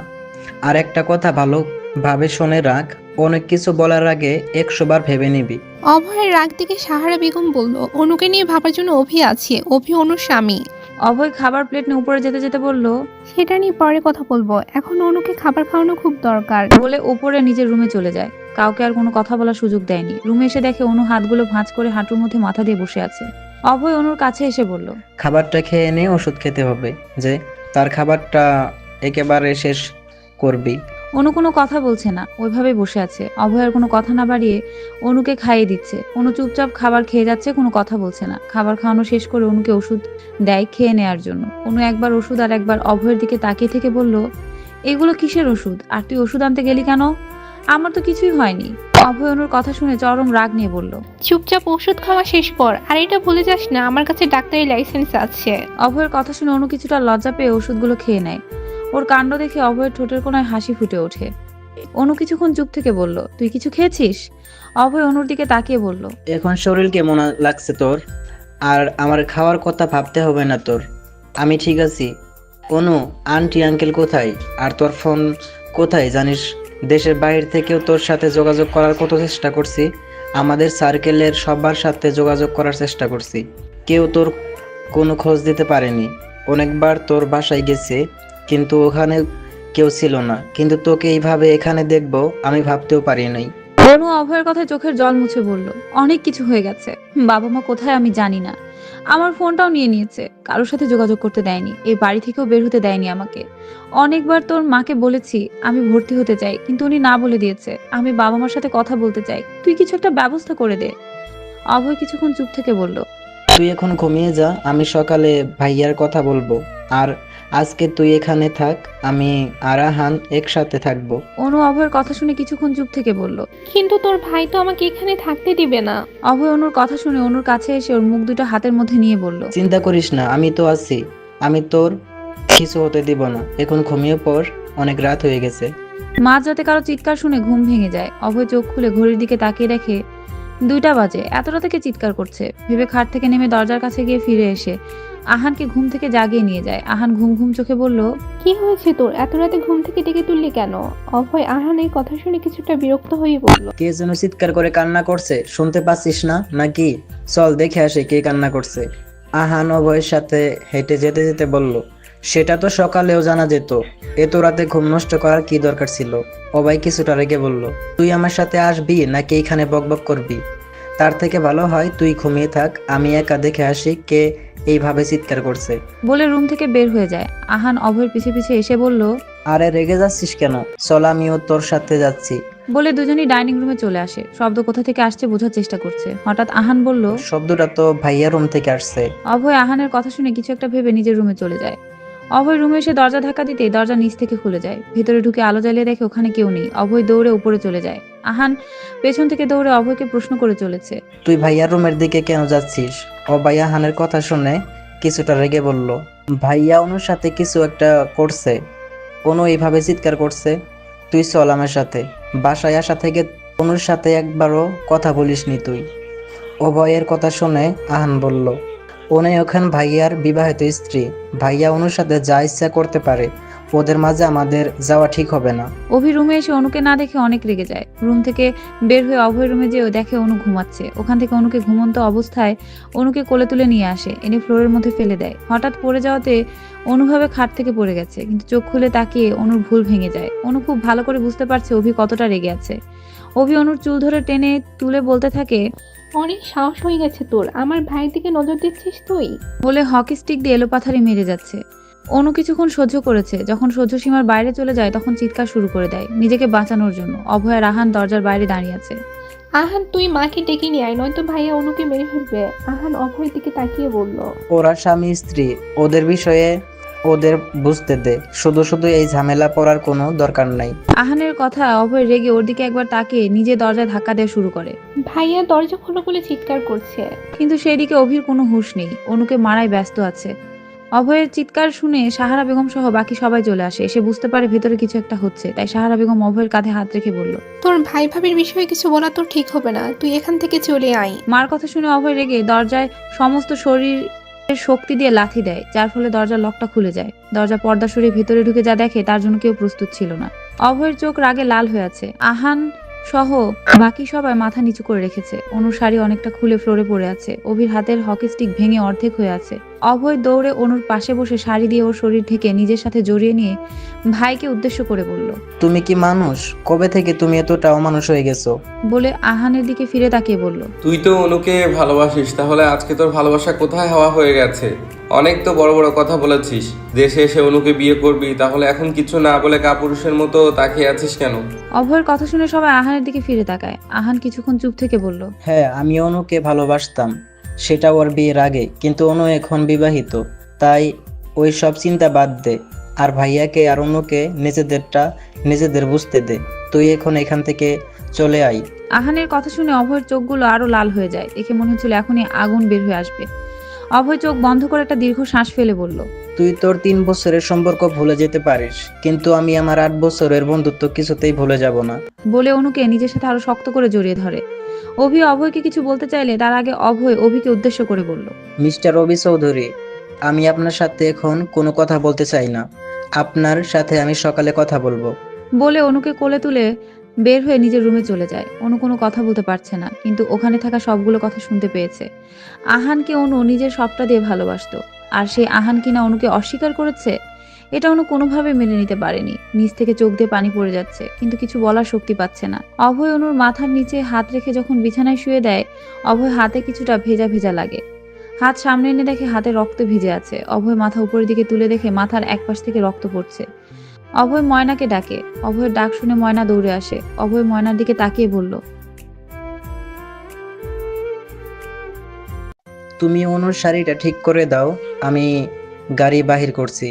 ওকে এখনই হসপিটালে নিয়ে যেতে হবে। বলে ওখান থেকে চলে যায়। কিছুক্ষণ পর ফিরে এসে দেখে ময়না ওখানে বসে আছে। অনুর মাথার বাঁধা কাপড়টার মধ্যে হাত দিয়ে অভয়কে দেখে ময়না বলল, দেখেন ভাইয়া, এখান থেকে এখনো রক্ত পড়ে যাচ্ছে, বন্ধ হচ্ছে না। অভয় কাভার থেকে একটা ফাইল বের করে বলল, সব ঠিক হয়ে যাবে। বলে অনুকে কোলে তুলে ফাইলটা ময়নার হাতে দিয়ে বলল, আমার সাথে গাড়ি পর্যন্ত আস। বলে অনুকে নিয়ে রুম থেকে বের হয়ে গেল। ডাইনিং রুমে সবাই দাঁড়িয়ে আছে, কেউ কোনো কথা বলছে না। অভয় ওদের দেখে না দেখার মতো করে বাসা থেকে বের হয়ে যায়। গাড়ির মধ্যে অনুকে বসিয়ে ময়নার হাত থেকে ফাইলটা নিয়ে উঠতে যাবে, তখন আহান অভয়কে আটকে বলল। চল, আমিও তোদের সাথে যাব। অভয় আহানের দিকে তাকিয়ে রাগী গলায় বলল। আমি চাই না আমাদের বন্ধুত্বের মাঝে আপনি আসুন, তাই এখান থেকে চলে যান। অভয়ের কথা শুনে আহান একটু রেগে বলল। তুই ভুলে যাস না অনুর সাথে আমার কি সম্পর্ক। ওর উপর আমার অধিকার আছে। আমি অনুকে ভালোবাসি। কথাটা বলার সাথে সাথে আহানের গালে ঠাস ঠাস করে দুটো থাপড় দিয়ে বলল। তুই আমার বড়, তোকে মারার ইচ্ছে আমার নেই, তাই আর একটাও কথা বলবি না। আর বাকি ভালোবাসার কথা, সেটা তো শেষ হয়ে গেছে। তুই নিজে বলছিস এত তাড়াতাড়ি ভুলে গেলি। বলে গাড়িতে উঠে যায়। গাড়িতে উঠে গাড়ির গ্লাস নামিয়ে বলল। অনুর জন্য ও ভয় একাই যথেষ্ট, আর কাউকে দরকার হবে না, বলে ড্রাইভারকে গাড়ি স্টার্ট দিতে বলে। অনুর মাথাটা নিজের বুকের সাথে মিলিয়ে পকেট থেকে ফোন বের করে কাউকে ফোন দিয়ে হসপিটালে আসতে বলে দেয়। অনু অভয়ের দিকে তাকিয়ে আছে, আর চোখ থেকে অনবরত পানি পড়ে যাচ্ছে। অভয় অনুর দিকে তাকিয়ে চোখের পানিগুলো মুছে বলল। আমাকে ক্ষমা করে দে, আমি বুঝতে পারিনি ভাইয়া তোর সাথে এত খারাপ ব্যবহার করবে। বলে নিজের সাথে জড়িয়ে নিয়ে চোখ বন্ধ করে রাখে। কিছুক্ষণ পর ড্রাইভারের কথায় চোখ খুলে দেখে হসপিটালে পৌঁছে গেছে। অভয় গাড়ি থেকে নেমে অনুকে কোলে তুলে নিয়ে যায়। হসপিটালের ভেতরে ঢুকে দেখে ডাক্তার সব বাকি সবাই ওখানে চলে এসেছে। অভয়কে দেখে ওরা দৌড়ে এসে অনুকে নিয়ে যাওয়ার সময় অনু অভয়ের হাত ধরে আছে। আর আইসিইউতে নিয়ে যাওয়া পর্যন্ত অনু অভয়ের হাত ধরে রেখেছে, কোনোভাবে ছাড়ানো যাচ্ছে না। অভয় অনুর গালে এক হাত দিয়ে বলল। তুই চিন্তা করিস না, আমি এক্ষুনি আসছি তোর কাছে। এখন যে তোকে একাই যেতে হবে। বলে কপালের সাথে কপাল মিলিয়ে অনুর ঠোঁটের কাছে এসে বলল, আমার অনু খুব সাহসী, আর একটু সাহস দেখা। আমি এক্ষুনি আসছি পেপারগুলো জমা দিয়ে। অনু অভয়ের দিকে একবার তাকিয়ে হাতটা ছেড়ে দেয়। ডাক্তার আর অভয় কিছু ফ্রেন্ড অনুকে আইসিইউতে নিয়ে যায়। অভয় দরজার বাইরে দাঁড়িয়ে আছে। পেছন থেকে আকাশ অভয়কে উদ্দেশ্য করে বলল। অনুর এই অবস্থা কি করে হলো? আর তুই ওকে কোথা থেকে নিয়ে আসছিস? আহান বা কোথায় আছে? আহান কেন এলো না অনুর সাথে? অভয় আকাশের কথা শুনে ওর দিকে তাকিয়ে বলল।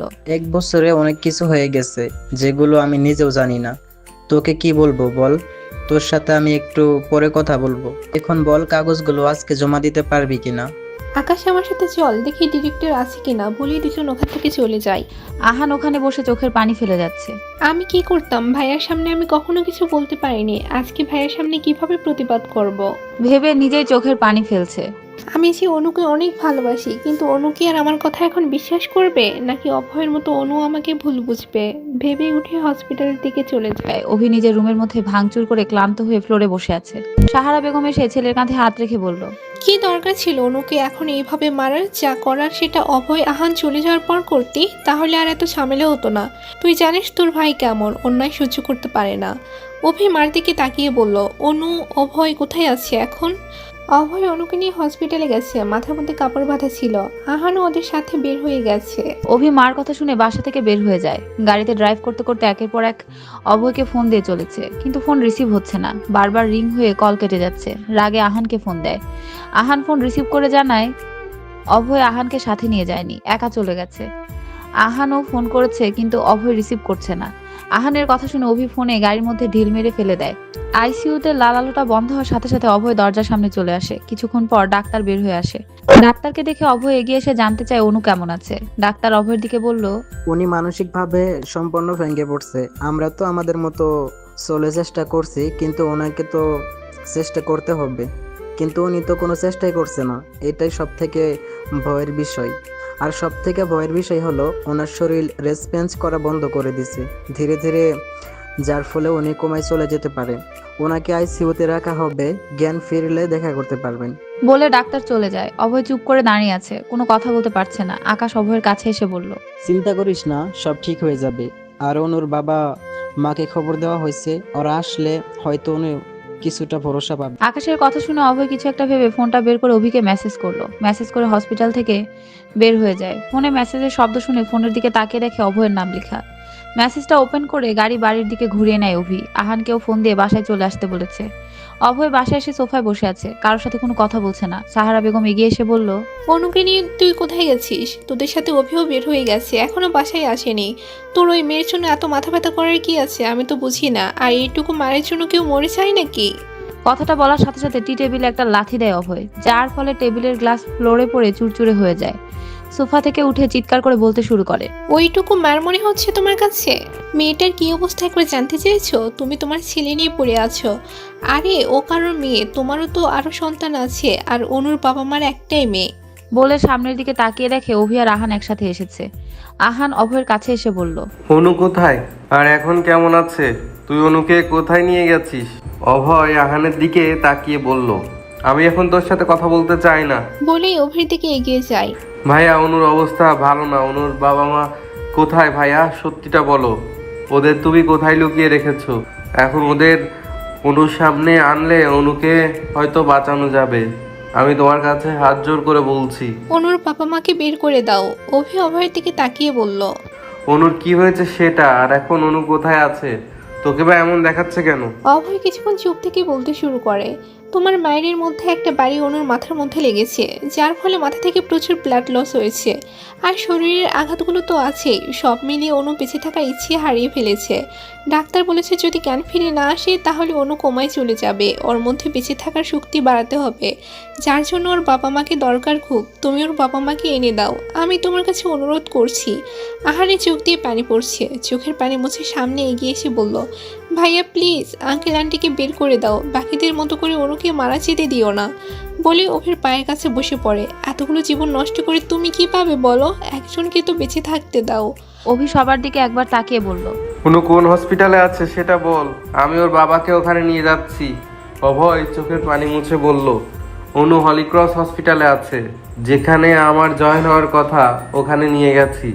আমি ওখানে যাচ্ছি, তুমি অনুর বাবা মাকে নিয়ে আসো। বলে বাসা থেকে বের হয়ে যায়। অভি ওর লোকদের ফোন করে বলে যেন অনুর বাবা মাকে হসপিটালে পৌঁছে দেওয়ার জন্য।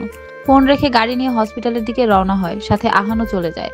সাহারা বেগম সোফার মধ্যে বসে রাগে গজগজ করছে, নিজে নিজে বলে যাচ্ছে, এই মেয়ে মারা গেলে সব থেকে বেশি ভালো হবে। এই মেয়ে বেঁচে থাকলে আমার 3 ছেলের মধ্যে কেউ সুখে থাকবে না।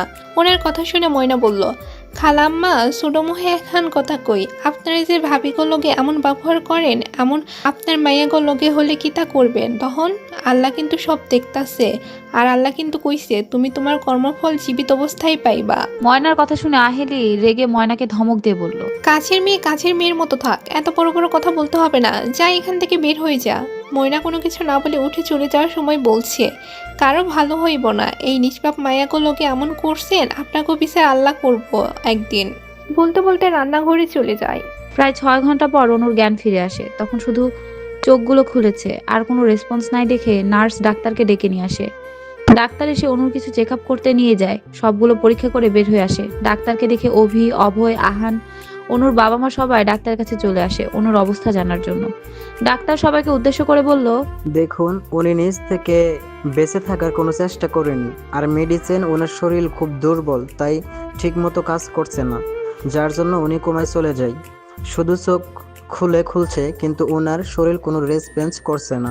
বলে ওখান থেকে চলে যায়। ডাক্তারের কথা শুনে অনুর মা কান্নায় ভেঙে পড়ে আর নিজ থেকে বলতে শুরু করে, এই ছেলেটা আমার মেয়ের জীবনটা শেষ করে দিয়েছে। অভিশাপ হয়ে এসেছে আমার মেয়ের জীবনে, কোনো দিনও ওর ভালো হবে না। বলতে বলতে জ্ঞান হারিয়ে ফেলে। অনেকদিন বন্দি থেকে না খাওয়া আর মেয়ের চিন্তাতে ওনার শরীর খুব দুর্বল হয়ে যায়। আকাশের একজন নার্স ওনাকে বেডে নিয়ে ঘুমের ইঞ্জেকশন আর স্যালাইন দিয়ে দেয়। অনুর বাবা মাথায় হাত দিয়ে হসপিটালে চেয়ারে বসে আছে। ওনাকে দেখে খুব অসুস্থ মনে হচ্ছে।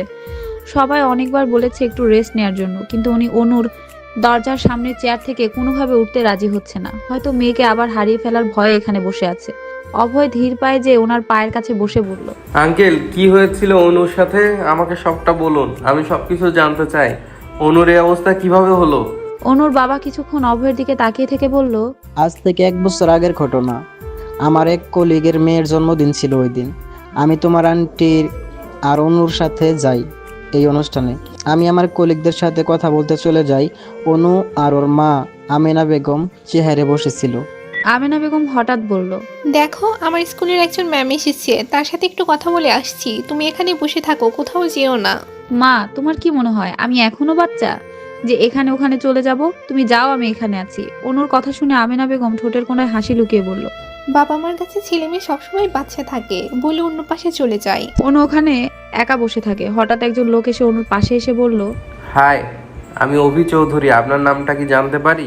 অনু এমনিতেই কম কথা বলে। তার মধ্যে কেউ নিজ থেকে কথা বললে আর দরকার ছাড়া কোনো কথা অনুর একদম পছন্দ না। তাই অনু একবার তাকে আবার মুখ ঘুরিয়ে নিয়েছে। অভি আবার নিজ থেকে বলতে শুরু করে, এই যে মিস, আপনি কথা বলতে পারেন না? নামটা তো বলুন, নাকি বলা যাবে না? অনু আবার মুখে বিরক্তি নিয়ে তাকিয়ে বলল, অনিমা ইসলাম অনু। বলে ওখান থেকে উঠে চলে যায়। আর কোনো কথা বলার সুযোগ না দিয়ে অভি অবাক হয়ে কিছুক্ষণ তাকিয়ে থেকে বলল, যে অভি চৌধুরীকে আজ পর্যন্ত কোনো মেয়ে ইগনোর করেনি। আমার সাথে কথা বলার জন্য মেয়েরা অপেক্ষায় থাকে, আর এই মেয়ে কিনা আমাকে ইগনোর করছে। এর ফল ওকে পেতেই হবে ভেবে উঠে চলে যাই। জন্মদিনের অনুষ্ঠান শেষ করে বাড়ি চলে আসে সবাই। মা, আমার খুব টায়ার্ড লাগছে, আমি ঘুমাবো বলে ওখান থেকে চলে আসি।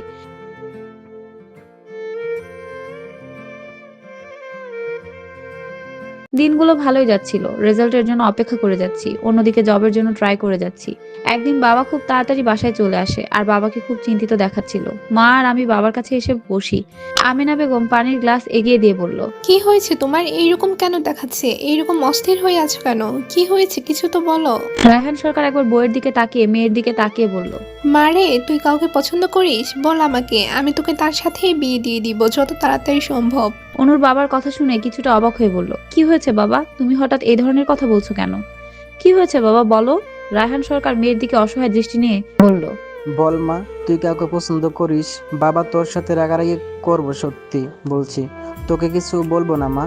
অনু বাবার দিকে অসহায় দৃষ্টি নিয়ে তাকিয়ে নিজের মনে ভাবছে, যাকে ভালোবেসেছি সেই তো সব শেষ করে আমাকে ছেড়ে চলে গেছে। তাই আর কোনো কিছু না ভেবে বলল, না বাবা, আমার কারোর সাথে কোনো সম্পর্ক নেই। কিন্তু তুমি এই কথা বলছো কেন? সব সত্যি করে বলো বাবা। রায়হান সরকার মেয়ের দিকে অসহায় দৃষ্টি নিয়ে তাকিয়ে বলল, ওই দিন অনুষ্ঠানে একটা ছেলে তোমাকে তোমার নাম জিজ্ঞাসা করছে, কিন্তু আমি ওই ছেলেকে ইগনোর করছি। তাতে ওই ছেলের ইগোতে লাগছে, তাই আজকে আমার অফিসে এসে বলছে তোমাকে নাকি বিয়ে করতে চাই। আমি না বলতে আমাকে ধমকে গিয়েছে, বলছে যেভাবে হোক তোমাকে বিয়ে করবে। অনু বাবার কথায় কিছুক্ষণ হেসে বলল, বাবা, তুমিও রোড সাইড গুন্ডার কথায় ভয় পাচ্ছ? ওই ছেলে কিচ্ছু করতে পারবে না, তাই তুমি শুধু শুধু টেনশন করো না। মেয়ের কথা শুনে রায়হান সরকার মাথা নিচু করে বলল, এ রোড সাইড গুন্ডা না রে মা, আমাদের কোম্পানির মালিক, অনেক বড় ব্যবসায়ী, অনেক টাকার মালিক। এর কত টাকা আছে তা উনি নিজেও জানে না। উনি তোকে ছাড়বে না মা। বলে চোখের পানি ফেলে ওখান থেকে উঠে চলে যায়। অভির আগে গজগজ করছে, এত বড় সাহস। আমার কাছে নাকি মেয়ে বিয়ে দিবে না? কিসে কম আছে আমার? কি করে বিয়ে করতে হয় সেটা অভি চৌধুরী ভালো করেই জানে। বলেও লোকদের ফোন দেয়। লোকদের সাথে কথা বলে ঠোঁটের কোণে হাসি চলে আসে। ফোনটা টেবিলে রেখে বিছানায় গা এলিয়ে দেয়। কয়েকদিন পর অনু সবকিছু ভুলে নিজের কাজে মন দেয়। সবকিছু আগের মতো স্বাভাবিকভাবে চলতে থাকে। সবাই সবকিছু ভুলে যায়। মা, আমি ক্যাম্পাসে যাচ্ছি, আজকে ক্যাম্পাসে অনুষ্ঠান আছে, আমার আসতে দেরি হবে, তুমি চিন্তা করো না বলে বাসা থেকে বের হয়ে যাই। আমিনা বেগম দরজা আটকে নিজের কাজে মন দেয়। অনু কলেজে এসে ফ্রেন্ডের সাথে আড্ডা জমিয়ে দেয়। অনেকদিন পর সবার সাথে দেখা হয়েছে, তাই সবাই খুব খুশি। অনিক এসে অনুর পাশে বসে তোর সাথে আমার কিছু কথা আছে বলে অনুকে অন্য পাশে যেতে বলে। অনু কোনো কথা না বলে আনিকার সাথে উঠে চলে যায়। বল, কি বলতে চাস? আনিকা কিছুক্ষণ চুপ থেকে বলল। অনু, সত্যি করে বল, তোর কি সাইফের সাথে কথা হয়? অনু কিছুক্ষণ আনিকার দিকে তাকিয়ে থেকে বলল, সাইফ যেদিন তোর কথা আমার কাছে বলেছিল আমি সেদিন বুঝতে পেরেছি আমাকে ওর ভালো লাগছে না। তাই সেদিন আমাদের মাঝে সবকিছু শেষ হয়ে গিয়েছিল। আর তুই খুব ভালো করে জানিস আমি কি রকম। অন্যের জিনিসে অনু কখনো ফিরেও তাকায় না। এখন অনেকের প্রশ্ন থাকবে সাইফকে। আহানের পুরো নাম হচ্ছে সাইফ মাহমুদ আহান, আর অভয়ের পুরো নাম অর্ণব চৌধুরী। আনিকা একটা স্বস্তির নিঃশ্বাস ফেলে বলল, আমাকে তুই ক্ষমা করে দিস, আমি সাইফকে যে খুব ভালোবাসি, ওকে ছাড়া বাঁচতে পারবো না। অনু অনামিকার কথা শুনে কিছুটা রেগে বলল, নিজের ভালোবাসা আগলে রাখিস, দেখিস আমার মতো ছেড়ে যেন চলে না যায়। কথাটা বলে ওখানে আর দাঁড়িয়ে না থেকে চলে আসে, সবার সাথে আড্ডায় বসে যায়। 2-3 ঘন্টা আড্ডা দেওয়ার পর সবাই খাবার খাওয়ার জন্য ক্যান্টিনে চলে যায়। তোরা থাক, আমি একটু ফ্রেশ হয়ে আসি বলে ওখান থেকে চলে ওয়াশরুমে চলে যায়। ওয়াশরুমে মুখে পানি দিয়ে বের হয়ে টেবিলে বসতেই ফোন বেজে ওঠে। অনু ব্যাগ থেকে ফোন বের করে দেখে বাবার নাম্বার থেকে ফোন এসেছে। অনু সবার থেকে কিছুটা দূরে গিয়ে ফোন রিসিভ করতেই একজন বলে ওঠে, নিজের বাবা মাকে বাঁচাতে চাইলে এখনই আমাদের দেওয়া ঠিকানায় চলে আসুন। বলেই ফোন কেটে দেয়। অনু কিছুক্ষণ চিন্তা করে মার নাম্বারে কল দেয়, কিন্তু নাম্বারটা বন্ধ দেখাচ্ছে। তাই কি করবে ভেবে পাচ্ছে না। সবার থেকে বিদায় নিয়ে কলেজ থেকে বের হয়ে যায়। ভার্সিটি গেটে আসতেই বাবার নাম্বার থেকে আবার ফোন চলে আসে। অনু ফোন রিসিভ করতে ওপাশ থেকে বলে, গেটের সামনে যে সাদা গাড়ি আছে ওটার মধ্যে উঠে যাবেন। অনু গেট থেকে বের হয়ে দেখে গাড়ির পেছনের দরজা খোলা। অনু কোনো দিকে না তাকিয়ে গাড়িতে উঠে যায়। ওর মাথার মধ্যে একটাই চিন্তা, যেভাবে হোক বাবাকে বাঁচাতে হবে। গাড়িতে ওঠার সাথে সাথে একজন ওর হাত আর চোখ বেঁধে দেয়। অনু কোনো কথা না বলে চুপ করে বসে আছে। কিছুক্ষণ যাওয়ার পর একজন বলল, নামুন, চলে এসেছি। ওরা অনুকে ধরে গাড়ি থেকে নামিয়ে একটা গোডাউনে নিয়ে চোখ খুলে দেয়। অনু সামনের দিকে তাকিয়ে চমকে যায়। দৌড়ে সামনে যেতে নিলে কেউ পেছন থেকে ওর হাত ধরে আটকে দেয়। অনু পেছনের দিকে তাকিয়ে চমকে যেয়ে প্রশ্ন করে, আপনি এখানে? আর আমার বাবা মাকে এখানে কেন তুলে এনেছেন? ছেড়ে দিন আমার বাবা মাকে, কেন তুলে এনেছেন ওদের? তুমি আমার শর্ত মেনে নাও, আমি তোমার বাবা মাকে ছেড়ে দিব, আর নয়তো তোমার চোখের সামনে ওদের শেষ করে ফেলবো। এখন তোমার ইচ্ছা। অনু চোখ লাল করে বলল, আপনার শর্ত কি বলুন? কিসের জন্য আপনি আমার বাবা মাকে বেঁধে রেখেছেন? অভি শয়তানি একটা হাসি দিয়ে বলে। আমাকে তোমার বিয়ে করতে হবে, তাহলে তোমার বাবা মাকে ছেড়ে দিব। অনু অভির কথা শুনে নিজেকে অভির থেকে ছাড়িয়ে মা বাবার কাছে যেতে নিল। গুলির শব্দে থমকে দাঁড়ায়, পেছনে ফিরে তাকিয়ে দেখে অভি হাওয়াতে শুট করছে। অভি শয়তানি হাসি দিয়ে বলল, এখান থেকে আর এক পা গেলে পরে গুলিটা তোমার বাবার মাথায় লাগবে। বলেই বন্দুকটা কপালের পাশে স্লাইড করছে। অনু ভয়ে ওখানে বসে বলল, দয়া করে আমার বাবাকে ছেড়ে দিন, ওরা তো আপনার সাথে কিছু করেনি, তাহলে ওদের এভাবে কষ্ট দিচ্ছেন কেন? ওদেরকে ছেড়ে দিন। অভি অনুর সামনে এসে হাঁটু মুড়ে বসে বলল, তোমার বাবা মাকে ছেড়ে দিব যদি তুমি আমাকে বিয়ে করতে রাজি হও, তাহলে ওদের আর কিছু করব না। অনু অভির কথা শুনে রেগে বলল, তোর মতো একটা শয়তানকে আমি কোনোদিনও বিয়ে করব না। কথাটা বলার সাথে সাথে গুলির শব্দ আর বাবার চিৎকার অনুর কানে আসে। অনু পেছনে তাকিয়ে দেখে বাবার পা থেকে রক্ত পড়ছে। বাবার এই অবস্থা থেকে বসা থেকে উঠে বাবার কাছে যেতে নিল। অভি অনুর চুলের মুঠি ধরে বলল, তোর বাবাকে এখান থেকে নিয়ে যেতে পারবি না, যত চেষ্টা করিস। তার থেকে ভালো আমাকে বিয়ে করে নে, নয়তো তোর বাবাকে আমি জীবিত দেখতে দেব না। দেখ কত রক্ত পড়ছে। অনু একবার বাবার দিকে তাকাচ্ছে তো একবার অভির দিকে তাকিয়ে চোখের পানি ফেলছে আর বলছে, আমার বাবাকে ডাক্তারের কাছে নিয়ে যেতে দিন, নয়তো আমার বাবা মরে যাবে। আমার বাবাকে নিয়ে হসপিটালে যেতে দিন প্লিজ। রায়হান সরকার শরীর ধীরে ধীরে খারাপ হয়ে যাচ্ছে, চোখগুলো বন্ধ হয়ে যাচ্ছে। আমেনা বেগম কান্না করতে করতে বলছে, তোর বাবাকে বাঁচা মা, নয়তো তোর বাবা মরে যাবে। এই শয়তান তোর বাবাকে বাঁচতে দিবে না। বলে কান্না করছে। অভি অনুর পাশে বসে বলল, কি ডিসিশন তোমার? বিয়ে করবে আমাকে নাকি নিজের বাবাকে ধীরে ধীরে মারা যেতে দেখবে? অনু চোখের পানি মুছে বলল, আমি আপনাকে বিয়ে করতে রাজি, প্লিজ আমার বাবাকে ছেড়ে দিন। অভি কয়েকজন লোককে ডেকে ভেতরে আসতে বলল। লোকগুলো কাজে নিয়ে এসেছে আর সাথে একজন ডাক্তার এসেছে। অভি অনুর পাশে বসে বলল, তুমি আমাকে কবুল বলবে, তারপরেই তোমার বাবার চিকিৎসা শুরু হবে। বলে উঠে ওখান থেকে চলে যায়। অনু চোখের পানি ফেলতে ফেলতে বলল, আমি আপনাকে বিয়ে করতে রাজি, আপনি আমার বাবার চিকিৎসার ব্যবস্থা করুন। অভি একটা কাগজ আর একটা কলম এনে অনুর সামনে দিয়ে বলল, না, ওইটার মধ্যে সাইন করে দাও, তাহলে তোমার বাবাও সুস্থ হয়ে যাবে। অনু কাগজের দিকে না তাকিয়ে বলল, কলমটা নিয়ে কাগজে সাইন করে দেয়। সাইন দিয়ে বাবার কাছে দৌড়ে চলে যায়। বাবার মাথাটা তুলে কান্না শুরু করে দেয়। ডাক্তার রায়হান সরকারের পা থেকে গুলি বাহির করে ব্যান্ডেজ করে বলল, উনি এখন বিপদ মুক্ত আছে, কিন্তু শরীর থেকে অনেক ব্লাড লস হয়েছে, তাই এখন একটু সাবধানে রাখতে হবে। বলেই ডাক্তার চলে যায়। অভি অনুর হাত ধরে বলল। তোমাকে এখন আমার সাথে যেতে হবে। অনু রাগী দৃষ্টি নিয়ে বলল, আমি আপনার সাথে কোথাও যাব না। বলে বাবার কাছে ফিরে আসে। অভি অনুর হাত ধরে টেনে অন্য পাশে নিয়ে বলল, এখন আমার সাথে এখান থেকে ভালোভাবে না গেলে পরের গুলিটা তোমার মায়ের গায়ে লাগবে, তাই চুপচাপ এখন আমার সাথে চলে আসো, আর তোমার বাবা মা সঠিক সময় সঠিক জায়গায় পৌঁছে যাবে। অনু বাবা মার দিকে একবার তাকিয়ে অভির সাথে বের হয়ে যায়। অনু বাবার কথা শুনে আকাশ, আহান আর অভয় সবার চোখ থেকে পানি পড়ছে। অভয় বাসা থেকে উঠে অভির সামনে এসে বলল, অভা চৌধুরী, আমি আপনাকে কোনোদিন ক্ষমা করব না। আপনি এতটা নীচ সেটা আমার জানা ছিল না। ছি, ঘৃণা করছে আপনাকে দেখে, আমার লজ্জা করলো না এত নিচে নামাতে নিজেকে? চলে যান এখান থেকে, নয়তো আমি কি করব সেটা আমার নিজেরও জানা নেই। অভয়ের কথা শুনে অভি কিছু না বলে ওখান থেকে চলে যায়। নিজেকে আজ খুব বেশি অপরাধী মনে হচ্ছে, নিজের উপর নিজের রাগ হচ্ছে। অভি নিজের রাগকে কন্ট্রোল করার জন্য বারে চলে যায়। বারে ঢুকে টেবিলে বসে ড্রিঙ্কস করে যাচ্ছে, নিজের ইচ্ছে মতো ড্রিঙ্কস করে যাচ্ছে। ড্রিঙ্কস শেষ করে টলতে টলতে বার থেকে বের হয়ে গাড়ি ড্রাইভ করে যাচ্ছে। নিজের উপর কোনো কন্ট্রোল নেই অভির। অতিরিক্ত ড্রিঙ্কের জন্য শরীর মস্তিষ্ক ওর বিরুদ্ধে কাজ করছে। গাড়ি নিয়ে কোনোভাবে বাড়িতে ঢুকে দরজায় বেল দিতেই সাহারা বেগম দরজা খুলে দেয়। দরজা খুলে অভির দিকে তাকিয়ে চমকে যায়।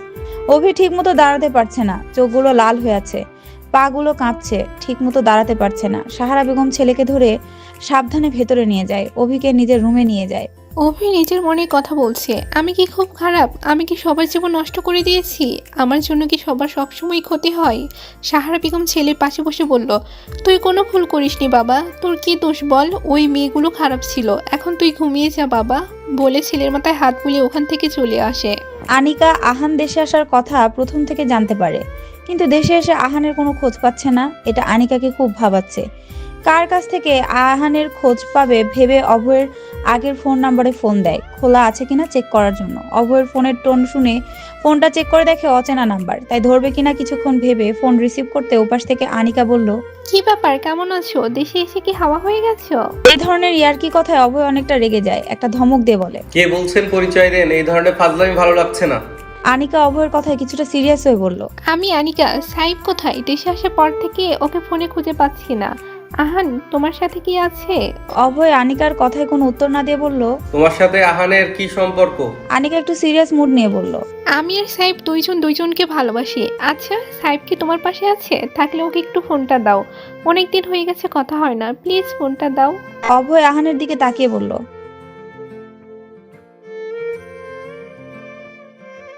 নিয়ে ধর, জিএফ ফোন করে তোকে চাইছে, কথা বল। বলে ফোনটা আহানের হাতে দিয়ে ওখান থেকে চলে যায়। আকাশ অভয় পিছনে যেয়ে বলল, এখন কি করবি? অনুর অবস্থা ভালো না, আর তোর ভাইয়ের কাছে থাকলে অনু মরে যাবে। আর আহানের সাথে অনু অনেক আগে সম্পর্ক শেষ হয়ে গেছে, সেটা তো সবাই জানে।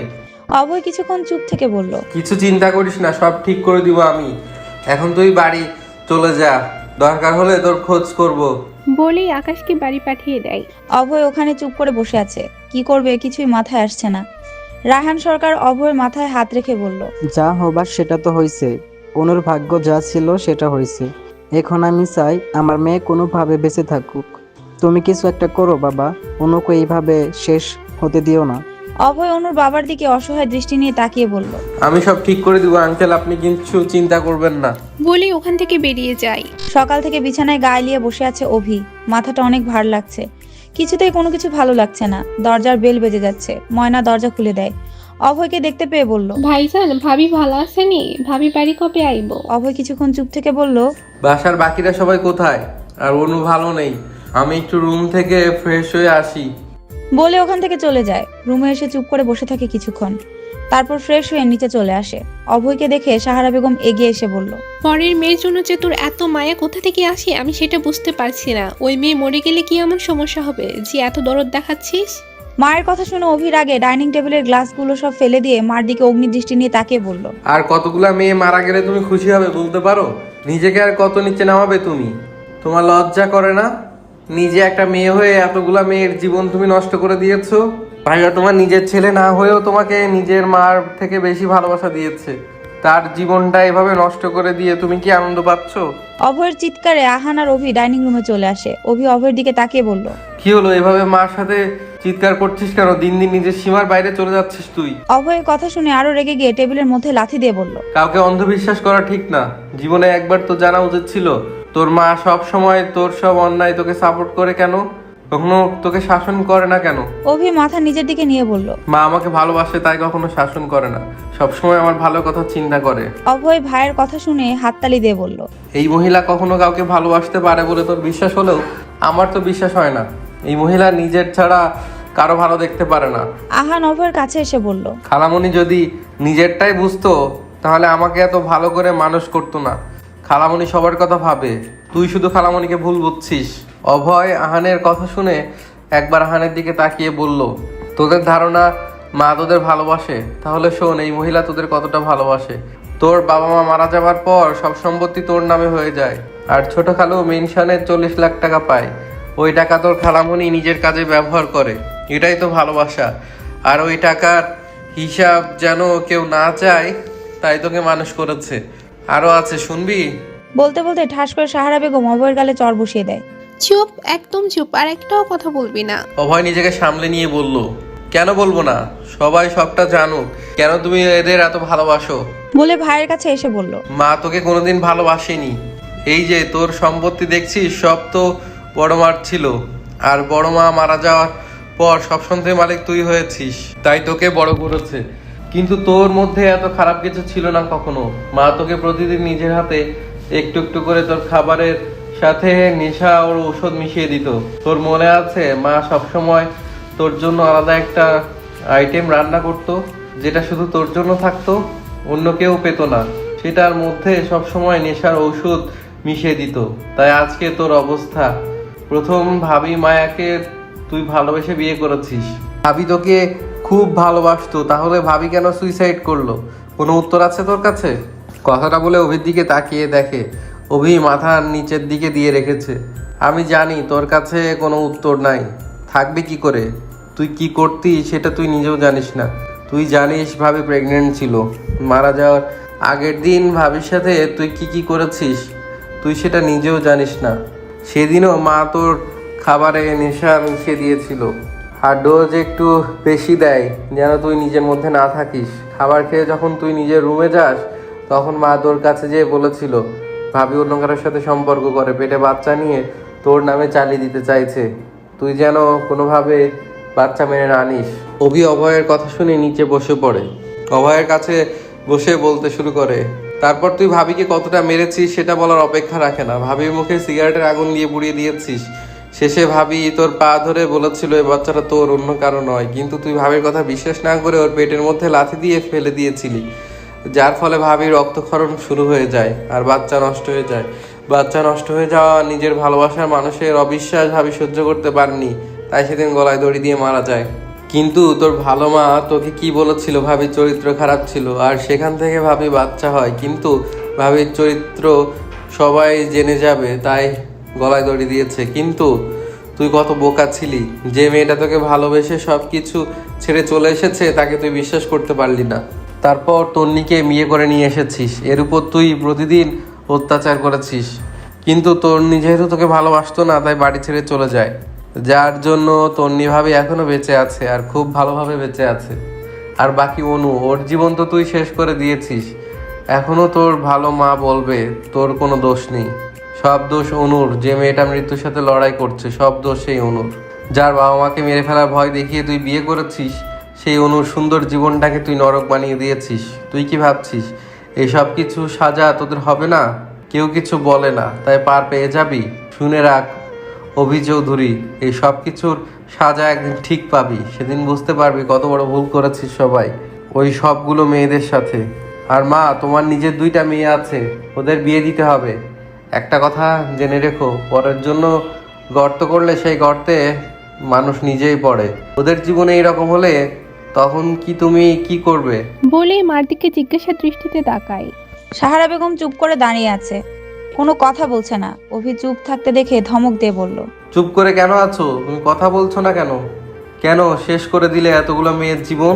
সাহারা বেগম ছেলের ধমকে চমকে যায়, নিজেকে শক্ত করে সোফার মধ্যে বসে বলল, কি করতাম আমি? কলেজে সব থেকে সুন্দর মেয়ে ছিলাম আমি, আর তোর বাবা আমাকে ছেড়ে আমার বান্ধবীর সাথে প্রেম করত, যাকে আমি সব থেকে বেশি ভালোবাসি তাকে অন্য কারোর সাথে আমার সহ্য হতো না।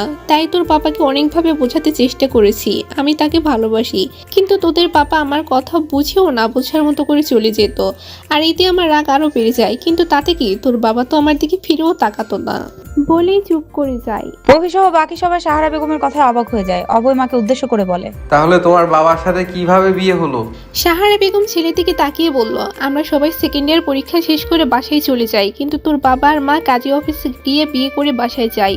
অভিকে উদ্দেশ্য করে বলল, বাবা মা বাসায় যাওয়ার পর কেউ কিছু বলে নাই বা বাসায় কোনো সমস্যা হয়নি? সাহারা বেগম অভির দিকে তাকিয়ে বলল, তোর মা বাবা মার একমাত্র মেয়ে ছিল, আর তোর নানু তোর মাকে খুব ভালোবাসতো, তাই ওনার কাছে মেয়ের কোনো ভুল করবে এটা বিশ্বাসই করতো না। তাই তোর মা বিয়ে করেছে, এটাতে তার কোনো সমস্যা ছিল না। কিন্তু তোর দাদু তোর বাবাকে বাড়ি থেকে বের করে দেয়, কিন্তু তোর নানু তোর বাবাকে নিজের ছেলে করে নিয়ে যায়, তোর বাবার পড়াশোনা করায়, পাশাপাশি ব্যবসা শেখাতে শুরু করে। আর তোদের বাবার ইচ্ছে শক্তি খুব বেশি ছিল, তাই অল্প দিনেই সবকিছু শিখে নেয়। আর তোর নানু তোর বাবার আগ্রহ দেখে সবকিছু তোর বাবার উপরেই দিয়ে দেয়, তোর বাবা সবকিছু খুব ভালোভাবেই সামলে নেয়। কিন্তু যেদিন তুই এই পৃথিবীতে এসেছিস সেদিন তোর মা পৃথিবীর মায়া ত্যাগ করে। বড় মার কি হয়েছিল যে সবাইকে ছেড়ে চলে গেল? সাহারা বেগম ছেলের দিকে তাকিয়ে আবার বলতে শুরু করে, তোর বড় মা হওয়ার প্রথম থেকেই অসুস্থ ছিলেন, কিন্তু মা হওয়ার ইচ্ছে ছিল অনেক, তাই সবকিছু তাচ্ছিল্য করে অভিকে পৃথিবীতে আনার অপশন বেছে নেন। অভি জন্ম নেওয়ার দিনে প্রচুর ব্লিডিং শুরু হয়, আর বাহিরের ব্লাড সরিয়ে নিতে পারছিল না, যার ফলে তোর মাকে বাঁচানো সম্ভব হয়নি। অভিকে উদ্দেশ্য করে বলল। অভি মাথা নিচু করে বসে চোখের পানি ফেলে যাচ্ছে, কোনো কথা বলছে না। অভয় মাকে উদ্দেশ্য করে বলল, তাহলে তুমি বাবার জীবনে কিভাবে এলে? বাবা তোমাকে মেনে নিয়েছিল? সাহারা বেগম ছেলের কথা শুনে একটা দীর্ঘ শ্বাস ফেলে বলল, আয়শা মানে অভির মা মারা যাওয়ার আগে অভির সব দায়িত্ব আমার কাছে দিয়ে যায়, সাথে তোর বাবাকে দেখে রাখার দায়িত্ব আমাকে দিয়ে যায়। আয়শার মৃত্যু তোদের বাবা কোনোভাবেই মেনে নিতে পারছিল না, দিন দিন অসুস্থ হয়ে যাচ্ছিল। অভি তখন দুধের শিশু, ওকে কি করবে এইসব কিছু ভেবে অভির নানু আমার বাবা আর তার সাথে কথা বলে তোদের বাবার সাথে আমার বিয়ের ব্যবস্থা করে। তোর বাবা সবার কথা রাখতে আমাকে বিয়ে তো করে, কখনো মন থেকে আমাকে মেনে নিতে পারেনি। আমার জন্য তার মধ্যে কোনো ভালোবাসা ছিল না, আর সেটা আমার মধ্যে রাগ আর অভিমান বাড়াতে থাকে। আমিও কখনো অভিকে মন থেকে মেনে নিতে পারিনি, কিন্তু সেটা কখনো কাউকে বুঝতে দেইনি বলে চোখের পানি ফেলছে। অভয় মায়ের চোখের পানি দেখে বলল, এখন চোখের পানি ফেলে কি হবে? তোমার জন্য 4টা জীবন শেষ হয়ে গেছে মা। এই সব কিছুর জন্য তুমি দায়ী। তুমি ভাইয়ার সাথে এরকম না করলে ভাইয়া আজকে এত খারাপ হতো না, আর এতগুলা জীবন নষ্ট হতো না। কথাগুলো বলে বাসা থেকে বের হয়ে যায়। অনুর অবস্থা আরো খারাপ হয়ে যাচ্ছে। সিচুয়েশন ডাক্তারদের কন্ট্রোলের বাইরে চলে যাচ্ছে। অভয় বড় বড় সব ডাক্তারদের সাথে যোগাযোগ করে যাচ্ছে, কিন্তু কেউ কোনো আশার কথা বলতে পারছে না। সবাই অনুর কেস হিস্ট্রি শুনে একই কথা বলছে, উনি নিজে চেষ্টা না করলে কিচ্ছু হবে না। এর মধ্যে অনু, অভির ফ্রেন্ড সবাই হসপিটালে চলে এসেছে, যে যার মতো করে চেষ্টা করে যাচ্ছে। অনেকক্ষণ যাবত চুপ করে বসে কিছু একটা ভেবে চলেছে। হঠাৎ করে বসা থেকে উঠে অভয়ের কাছে যেয়ে বলল, অনুকে একমাত্র তুই বাঁচাতে পারিস, অন্য কেউ বাঁচাতে পারবে না। তপস্যের কথায় সবাই অবাক হয়ে তপস্যের দিকে তাকিয়ে আছে। অভয় তপস্যের কাছে যেয়ে বলল, তোর এত সিরিয়াস মুহূর্তে মজা করতে ইচ্ছা করছে? যেখানে বড় বড় ডাক্তার কিছু করতে পারছে না, এখানে আমি কি করে অনুকে বাঁচাতে পারবো বল? তাপস অভয় কাঁধে হাত রেখে বলল, দেখ ভাই, আমি মাইন্ড অফ লজিক নিয়ে পড়াতে তোরা সব সময় আমার সাথে মজা করে গেছিস, কিন্তু এখন আমি মজা করছি না। যা বলছি ভেবে বলছি। মানুষ যখন কোনো খারাপ পরিস্থিতিতে পড়ে যায় তখন কি চায়? ওই পরিস্থিতিতে লড়াই করার জন্য একটা সাপোর্ট। ঠিক এখন অনু মানসিকভাবে ভেঙে পড়েছে, ওর জন্য এখন একটা বিশ্বস্ত মানুষ দরকার। কিন্তু আহান অনুর সাথে যা করেছে সেটা আমাদের সবার জানা। আর অভি ভাইয়াকে অনু পছন্দ করে না, আর বাকি আছিস শুধু তুই। এখন তুই আর অনু খুব ভালো বন্ধু, সেটাও ছোট থেকে। তাই সবাইকে বাদ দিয়ে অনু তোকে খুব বিশ্বাস করে। আর তার থেকেও বড় কথা, তোরা দুজন স্বীকার করিস আর না করিস, তোরা একে অপরকে মনে মনে ঠিক ভালোবাসিস, যেটা তোরা নিজেরাও কখনো বুঝতে পারিসনি। আর একটা কথা চিরন্তর সত্যি, দুইজন বিপরীত লিঙ্গের মানুষ কখনো বন্ধু হতে পারে না। এক সময় না এক সময় ওদের মধ্যে ভালোবাসা হয়ে যায়, যেটা কেউ বুঝতে পারে কেউ বুঝতে পারে না। ওদেরটা তোরা কখনো বুঝতে পারিসনি। তাই আমার কথা বিশ্বাস কর, অনুকে বাঁচাতে চাইলে একমাত্র তুই বাঁচাতে পারবি। অনু কিন্তু সব বুঝতে পারছে, কথা হয়তো বলছে না। অনু বারবার ঠকেছে, তাই বেঁচে থাকার ইচ্ছে হারিয়ে ফেলেছে, কিন্তু তুই একমাত্র যাকে অনু বিশ্বাস করে। তাই আমি বলছি, অনুকে বাঁচাতে পারলে তুই বাঁচাতে পারবি, আর কেউ বাঁচাতে পারবে না। তপসের কথায় যুক্তি আছে, কিন্তু অভয় কি করবে কিছুই বুঝতে পারছে না। এটা সত্যি অভয় প্রকাশ করুক বা না করুক, অনুকে অভয় প্রথম থেকেই খুব ভালোবাসতো। রায়হান সরকার অভয়ের সামনে হাত জোর করে বলল, আমার একমাত্র মেয়ে অনুকে বাঁচিয়ে দাও বাবা। আমার মেয়ের কিছু হয়ে গেলে আমরাও মরে যাব। বলে অভয়ের সামনে হাত জোর করে দাঁড়িয়ে আছে। অভয় কি করবে কিছুই বুঝতে পারছে না, চুপ করে দাঁড়িয়ে আছে। তপস সহ বাকি সবাই বলল, আর ভেবে লাভ নেই, তুই অনুর কাছে যা, অনুর সাথে কথা বল, দেখ অনুর কোনো পরিবর্তন আসে কিনা। অভয় সবার দিকে তাকিয়ে অনুর কেবিনের দিকে এগিয়ে যাচ্ছে। ধীর পায়ে অনুর কেবিনে ঢুকে যায়, নার্সকে উদ্দেশ্য করে বলে যেন কেবিন থেকে বের হয়ে যায়। নার্স কিছু বলতে গেলে অভয় চোখ লাল করে নার্সের দিকে তাকায়, তাই নার্স আর কথা না বলে বাইরে কেবিন থেকে বের হয়ে যায়। অভয় অনুর কাছে বসে অনুর হাতটা নিজের হাতের মধ্যে নিয়ে নেয়। অনু অভয়ের দিকে ঘুরে তাকায়, অনুর চোখ থেকে পানি পড়ছে। অভয় অনুর চোখের পানি মুছে বলল, একদম চোখের পানি ফেলবি না তুই। তুই জানিস আমি তোর চোখের পানি সহ্য করতে পারি না। তোর কষ্ট হলে আমারও খুব কষ্ট হয়, তুই কেন বুঝতে পারছিস না?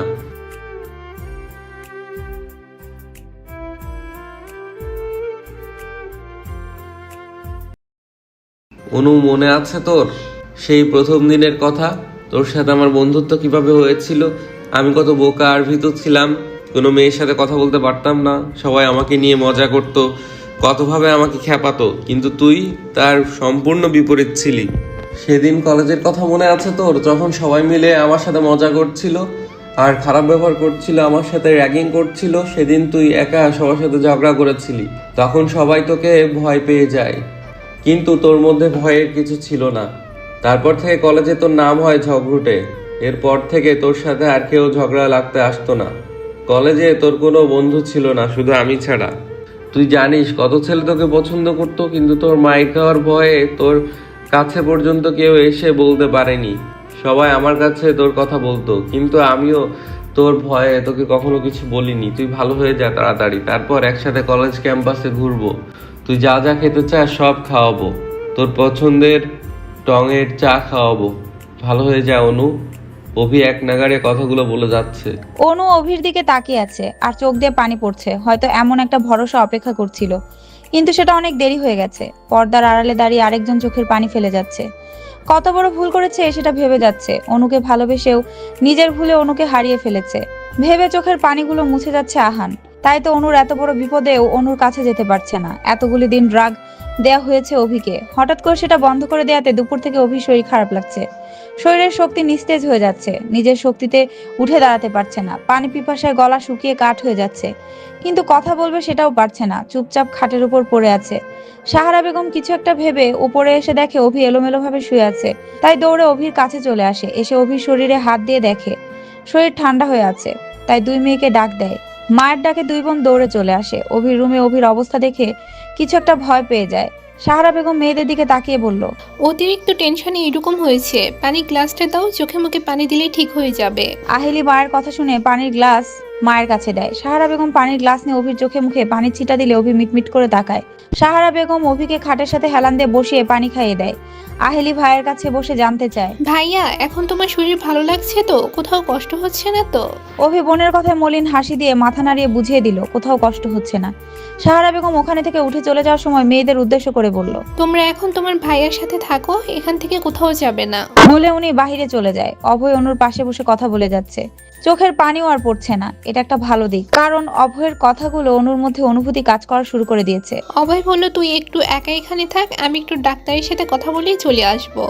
বলে উঠে ওখান থেকে দরজার কাছে এসে আবার অনুর কাছে ফিরে গিয়ে বলল, জানিস কখনো তোকে কোনো ছেলের সাথে কথা কেন বলতে দিইনি? কারণ আমি কখনো তোকে আমার থেকে দূরে যেতে দিব না তাই। আর আমার পছন্দ ছিল না তুই অন্য কারোর সাথে সম্পর্কে জড়িয়ে যাবি, কারণ বাকি সবার থেকে আমি তোকে খুব বেশি ভালোবাসি।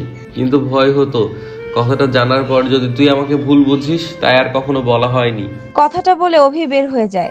অনুর মধ্যে অভি শেষ কথাগুলো বারবার অন্যরকম একটা অনুভূতি জাগাচ্ছে, কিন্তু কি হচ্ছে সেটা অনু বুঝতে পারছে না। বাঁচার যে আশাটা অনু হারিয়ে ফেলেছিল সেটা একটু একটু করে অচেতন মনের মধ্যে বাসা বাঁধছে। প্রায় 24 ঘন্টা পর অনুর শরীরে মেডিসিন কাজ করা শুরু করেছে। অনু আগের থেকে কিছুটা ভালো রেসপন্স করছে। এটা একটা প্লাস পয়েন্ট ছিল ডাক্তারের কাছে, আর বাকি সবার কাছে আলোর আশা দেখাচ্ছিল। অনুর ভালো হবার সম্ভাবনা বাড়ছে। আহান হসপিটাল থেকে বাড়ি চলে আসে। নিজের অপরাধ বোধ আহানকে খুব কষ্ট দিচ্ছে। নিজেকে সবসময় অপরাধী মনে হচ্ছে। এ অনু আহানকে কতটা ভালোবাসতো আর বিশ্বাস করত। আহান অনুর সাথে এতটা খারাপ ব্যবহার করেছে সেটা ভেবে আহানের মধ্যে অজানা এক কষ্ট বাধা বেঁধেছে। অন্যদিকে আনিকা আহানকে একের পর এক কল দিয়ে যাচ্ছে, কিন্তু আহান ফোনে রিসিভ করছে না। শেষে বিরক্ত হয়ে ফোন রিসিভ করে জানতে চায়, কি সমস্যা তোমার? এতবার ফোন দিচ্ছ কেন আনিকা? আনিকা আহানের কথা শুনে রেগে বলল, তোমার কি সমস্যা? ফোন তুলছো না কেন? দেশে এসে দেখা করার কথা ছিল, সেটাও করলে না। কি চাইছো তুমি? ধমকের সুরে বলল। আনিকার ধমক শুনে আহান প্রচুর রেগে বলল, তোর সাহস কি করে হয় আমার সাথে ধমক দিয়ে কথা বলার? তোর সাথে রিলেশন করার জন্য আমার পায়ে ধরে থাকতি। শুধু তোর জন্য আমি অনুর মতো একজন ভালো মেয়েকে ছেড়ে দিয়েছি। আমার জীবনে সব থেকে বড় ভুল করেছি। অনুর কথা শুনে তেলে বেগুনে জ্বলে যায় আনিকা। রাগে গজগজ করে বলে, কত ভালোবাসতে সেটা আমার জানা ছিল, তাই তো একবার বলার পর অনুকে ছেড়ে আমার কাছে চলে এসেছিস। তা আজকে ওর জন্য দরদ উতলে উঠছে কেন? অনু মরে যাচ্ছে তাই? অনু ভালো করেছে তোর মতো একটা দুমুখ সাপকে নিজের জীবন থেকে সরিয়ে দিয়ে। আহানের আনিকার থেকে দুমুখ সাপ কথাটা শুনে নিজের প্রতি আর আনিকার প্রতি রাগ কয়েক গুণ বেড়ে যায়, যার ফলে ফোনটা আছাড় দিয়ে ভেঙে ফেলে। দুই হাতে মাথা ধরে বসে আছে আর চোখ থেকে পানি পড়ছে। অভির সমস্যা একবার দেখা দেয়, তারপর আর তেমন কোনো খারাপ লাগছে না। তাই গাড়ি নিয়ে অফিসে চলে যায়। কিছু ক্লায়েন্টদের সাথে মিটিং শেষ করে হসপিটালের উদ্দেশ্যে রওনা দেয়। অভয় হসপিটাল ম্যানেজমেন্টের কাছে যেয়ে বলল, আমি কালকে জয়েন করতে চাই আর অনু পরবর্তী চিকিৎসার দায়িত্ব আমার আন্ডারে করাতে চাই। হসপিটাল কর্তৃপক্ষ অভয়ের মতো একজন এফিশিয়েন্ট ডাক্তার হাতছাড়া করতে চায় না, তাই তারা অভয় সব শর্ত মেনে নেয়। অভয় খুশি হয়ে হসপিটাল কর্তৃপক্ষকে ধন্যবাদ দিয়ে ওখান থেকে বের হয়ে অনুর কেবিনে চলে যায়। অনুর পাশে বসে অনুর হাত নিজের হাতের মুঠোয় নিয়ে নেয়। অভয় বলল, জানিস একটা গুড নিউজ আছে, আমার এই হসপিটালে জব কনফার্ম হয়ে গেছে আর তুই আমার আন্ডারে চিকিৎসা নিবি, বুঝলি? এখন বল, আমার উপর তোর বিশ্বাস আছে তো? অনু চোখগুলো অভয়ের দিকে ঘুরিয়ে তাকিয়ে আছে। আজ অনুর চোখগুলো অনেক কথা বলে যাচ্ছে। ঠোঁটের কোণে হালকা হাসি ফুটে উঠেছে। অভয় বইয়ের মতো অনুর চোখের ভাষাগুলো পড়তে পারছে, যেই ভাষা শুধু অভয়ের জন্য লেখা হয়েছে, যেটা অভয় ছাড়া আর কেউ বুঝতে পারবে না। অভয় অনুর মাথার মধ্যে হাত বুলিয়ে দিচ্ছে। অনু পরম শান্তিতে চোখগুলো বন্ধ করে নিয়েছে। হয়তো এই সুখটার জন্য চাতক পাখি অপেক্ষা করে গেছে এতগুলো মুহূর্ত। অভয়ের বাকি ডাক্তার একসাথে গোল টেবিলে বসে আছে, সবার মুখে চিন্তার ছাপ। অনু আগের থেকে তো ভালো হচ্ছে, কিন্তু অনুর মধ্যে ডাক্তার অন্যরকম কিছু সিমটম দেখা দিচ্ছে। অভয় দেখুন, সব থেকে দরকারি কাজ হলো অনুকে ভালো করে তোলা। বাকি বিষয় না হয় আমরা পরে আলোচনা করব। অভয়ের কথাতে বাকি সব ডাক্তার সায় দিয়ে বলল, অভয় চৌধুরী ঠিক বলছে, আমাদের প্রথম ফোকাস হওয়া দরকার অনুকে সুস্থ করে তোলা। বাকি বিষয় পরে আলোচনা করা যাবে। অভয় সবাইকে উদ্দেশ্য করে বলল। আজকের মতো মিটিং এখানে শেষ হোক, পরে বাকি আলোচনা করা যাবে। সবাই অভয় চৌধুরীর কথা শুনে উঠে চলে যায়। অভয় এখানে বসে আছে আর নিজের মতো করে ভেবে চলেছে কি করবে, কিভাবে আবার সবকিছু ঠিক করবে। তপস অভয়ের পাশে বসে বলল, এত ভাবিস না, যা হবে সব ভালোই হবে, আর অনুও ঠিক হয়ে যাবে। তার জন্য তোর অনুকে সব থেকে বেশি সময় দিতে হবে, পারবি তো? অভয় চৌধুরী তপসের দিকে তাকিয়ে মলিন হাসি দিয়ে বলল, আমি অনুর জন্য সব করতে পারবো, শুধু অনু ভালো হয়ে উঠুক, তারপর আমি আর অনুকে কখনো কষ্ট দিব না। অভি আজকেও বারে বসে মদ খাচ্ছে, নিজের কষ্টগুলো মদের সাথে শেষ করার বৃথা চেষ্টা করে যাচ্ছে। নিজের উপর নিজের রাগ হচ্ছে, যাকে সব থেকে বেশি বিশ্বাস করত সেই মা ওর সাথে বিশ্বাসঘাতকতা করেছে। সেটা ভাবতে অভির নিজেকে শেষ করে দিতে ইচ্ছে করছে, কিন্তু অভি সেটাও পারছে না, কারণ অভির কিছু হলে ওর পরিবারের কি হবে সেটা ভেবে কিছু করতে পারছে না। ড্রিঙ্ক করে টলমল করতে করতে বার থেকে বের হয়ে আসে, গাড়িতে উঠে ড্রাইভিং সিটে বসে ড্রাইভ করছে। কিছু দূর যাওয়ার পর হঠাৎ গাড়ির সামনে একটা মেয়ে চলে আসে। অভি হঠাৎ ব্রেক করতে সামনে ঝুঁকে যায়, যার ফলে মাথায় ব্যথা পায়। কোনোভাবে নিজেকে সামলে নিয়ে গাড়ি থেকে বের হয়ে আসে। গাড়ির সামনে এসে দেখে একটা মেয়ে ভয়ে চোখগুলো বন্ধ করে বসে আছে। অভি মেয়েটার কাছে বসে বলল, কে তুমি? এইভাবে দৌড়ে আসছিলে কেন? তোমার কোথাও লাগেনি তো? তুমি ঠিক আছো? কোথাও ব্যথা লাগেনি তো? মেয়েটা চোখ খুলে অভির দিকে তাকিয়ে বলল, আমি ঠিক আছি, কোথাও লাগেনি, প্লিজ আমাকে বাঁচান, ওরা আমাকে বাঁচতে দিবে না, আমাকে এখান থেকে নিয়ে চলুন। অভি কিছুটা অবাক হয়ে বলল, কে তোমাকে মেরে ফেলবে? আর তুমি কে? তোমার বাসা কোথায় বলো?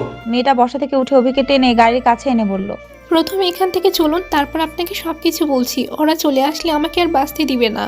অভি কিছুটা বিরক্ত নিয়ে বলল। ঠিক আছে, গাড়িতে উঠুন।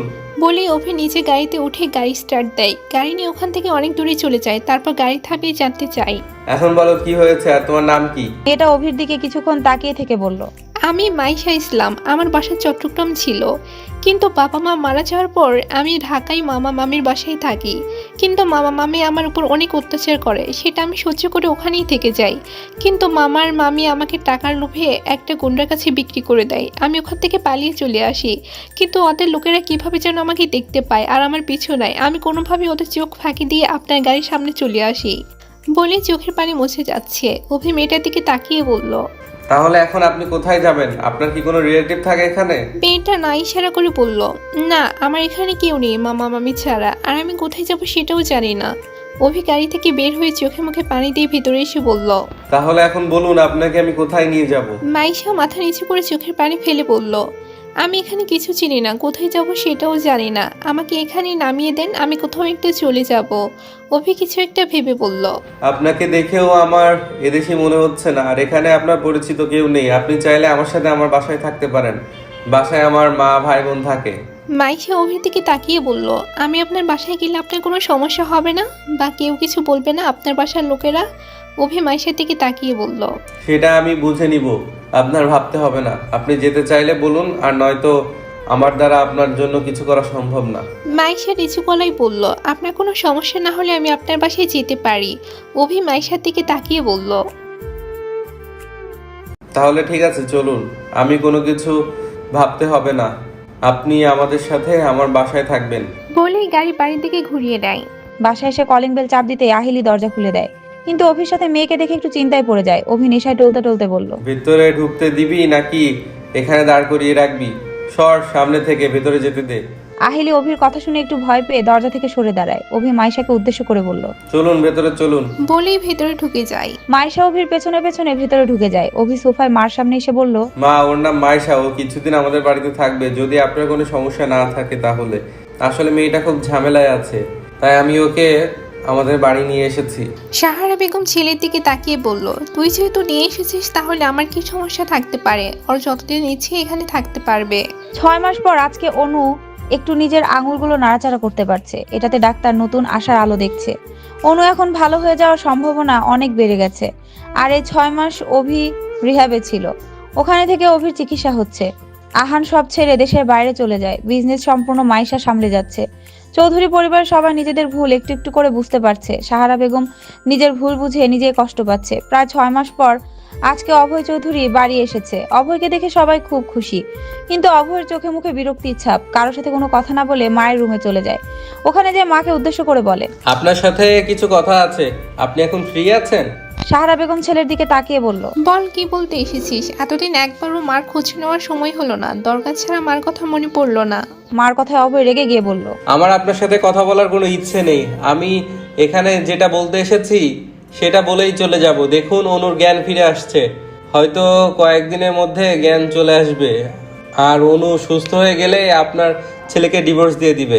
আপনি আপনার ছেলেকে নিষেধ করবেন যেন অনুকে কোনোভাবে বিরক্ত না করে। বলেই ওখান থেকে চলে যায়। সাহারা বেগম চোখের কোণার পানিটা মুছে পড়ল।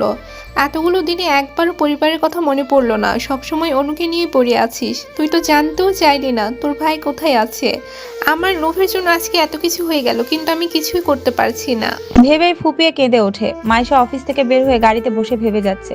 সেদিন অভি ওকে বাসায় নেওয়ার পর সবাই মাইশাকে আপন করে নেয়, কিন্তু তার কিছুদিন পর অভি অনেক অসুস্থ হয়ে যাওয়ায় ওকে হসপিটালে ভর্তি করা হয়। তখন ডাক্তার জানায় অতিরিক্ত নেশা আর অনেক বছর নেশার ওষুধ দেওয়ার ফলে অভির এই অবস্থা হয়েছে, যার ফলে অভিকে সুস্থ করতে হলে রিহাবে দিতেই হবে।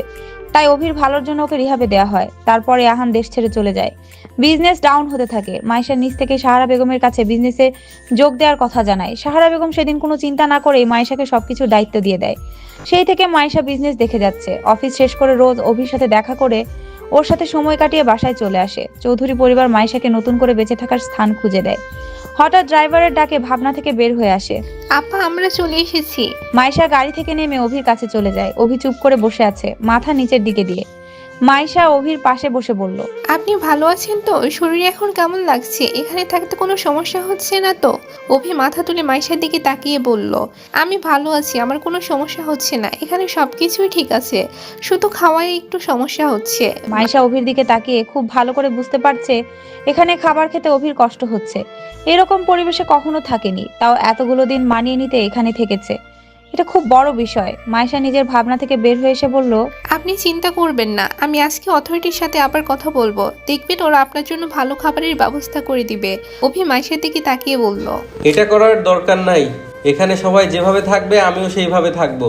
আপনি বাসায় যান, অনেকক্ষণ হয়ে গেছেন এখানে এসেছেন। মাইশা অভির দিকে তাকিয়ে বলল, ঠিক আছে, আমি আজকে চলে যাচ্ছি, কালকে আবার আপনার সাথে দেখা করতে আসবো, আপনি নিজে খেয়াল রাখবেন। বলেই চলে যাই। কিন্তু দরজার কাছে যেতেই অভি পেছন থেকে ডাক দেয়। একটা কথা বলার ছিল। মাইশা অভির দিকে তাকিয়ে বলল, বলুন, কি বলতে চান? কিছু কি দরকার আপনার? অভি কিছুক্ষণ চুপ থেকে বলল, অনু কেমন আছে? অনুর কোনো খোঁজ পেয়েছেন? অনু কি আগের থেকে একটু ভালো হয়েছে? মাইশা অভির কথা একটা দীর্ঘ শ্বাস ফেলে বলল, অনু ভালো আছে, একটু একটু রেসপন্স করছে, হয়তো খুব তাড়াতাড়ি ভালো হয়ে যাবে। এখন আমি আসি, আপনি সাবধানে থাকবেন। বলে ওখান থেকে বের হয়ে যায় ডাক্তারের সাথে দেখা করার জন্য। ডাক্তার চেম্বারে বসে আছে। ডাক্তার রাউন্ডে গেছে, তাই মাইশা বসে অপেক্ষা করছে। সরি, আপনাকে অনেকক্ষণ অপেক্ষা করেছি। বলেই ভেতরে ঢুকে আসে ডাক্তার কৌশিক। মাইশা ডাক্তারের কথা শুনে মুখে হালকা হাসি এনে বলল, ব্যাপার না, আমি রোজ আপনার কাছে এসে আপনাকে বিরক্ত করি। তারপর বলুন, ভালো আছেন? আর মিস্টার চৌধুরীর এখন কি অবস্থা? কৌশিক নিজের মনে বিড়বিড় করে বলছে, কখনো তো নিজের জন্য আসতে পারেন না, সবসময় মিস্টার চৌধুরীর জন্যই আসেন। আপনি কি কিছু বুঝতে পারেন না আপনাকে আমার কতটা ভালো লাগে? এই যে ডাক্তার সাহেব, কি এত বিড়বিড় করছেন?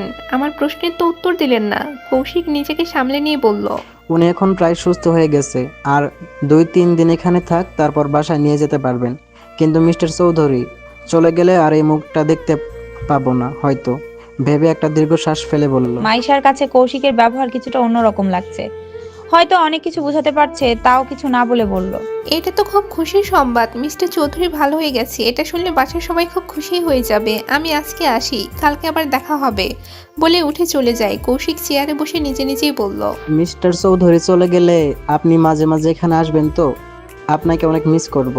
মাইশা একবার পেছনের দিকে তাকিয়ে আবার নিজের মতো করে চলে যায়। বাসায় এসে সবাইকে নিচে আসার জন্য ডাকে। মাইশার ডাকে সবাই নিচে চলে আসে। সাহারা বেগম মলিন মুখে জানতে চায়, কি হয়েছে?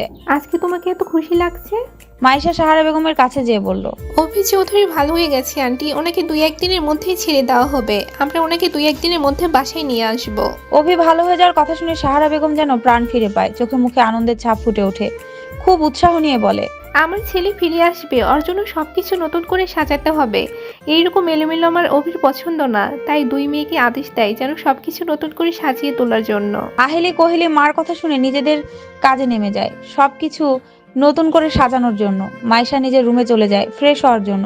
ফ্রেশ হয়ে বিছানায় হেলান দিয়ে ভাবতে থাকে ডাক্তার কৌশিক ওকে খুব পছন্দ করে, সেটা ওনার চোখ দেখলে বোঝা যায়। কিন্তু এতগুলো দিন অভির সাথে থেকে মাইশা অভিকে খুব পছন্দ করে ফেলে। সেই দোটানায় ভুগছে, কি করবে? অভি কি মাইশাকে মেনে নিবে? আজ অভি বাসায় এসেছে। সাহারা বেগম রুম থেকে একবারের জন্য বের হননি, নিজের মতো করে রুমে আছেন। এটা অভির কাছে অনেক খারাপ লেগেছে। যত কিছু হোক, অভি ছোট থেকে সাহারা বেগমকে মা বলে মেনেছে, কখনো সৎমা ভাবেনি। তাই কষ্ট একটু বেশি হচ্ছে। তাই ফ্রেশ হয়ে মার রুমে চলে যায়। অভি বলল, মা আসবো?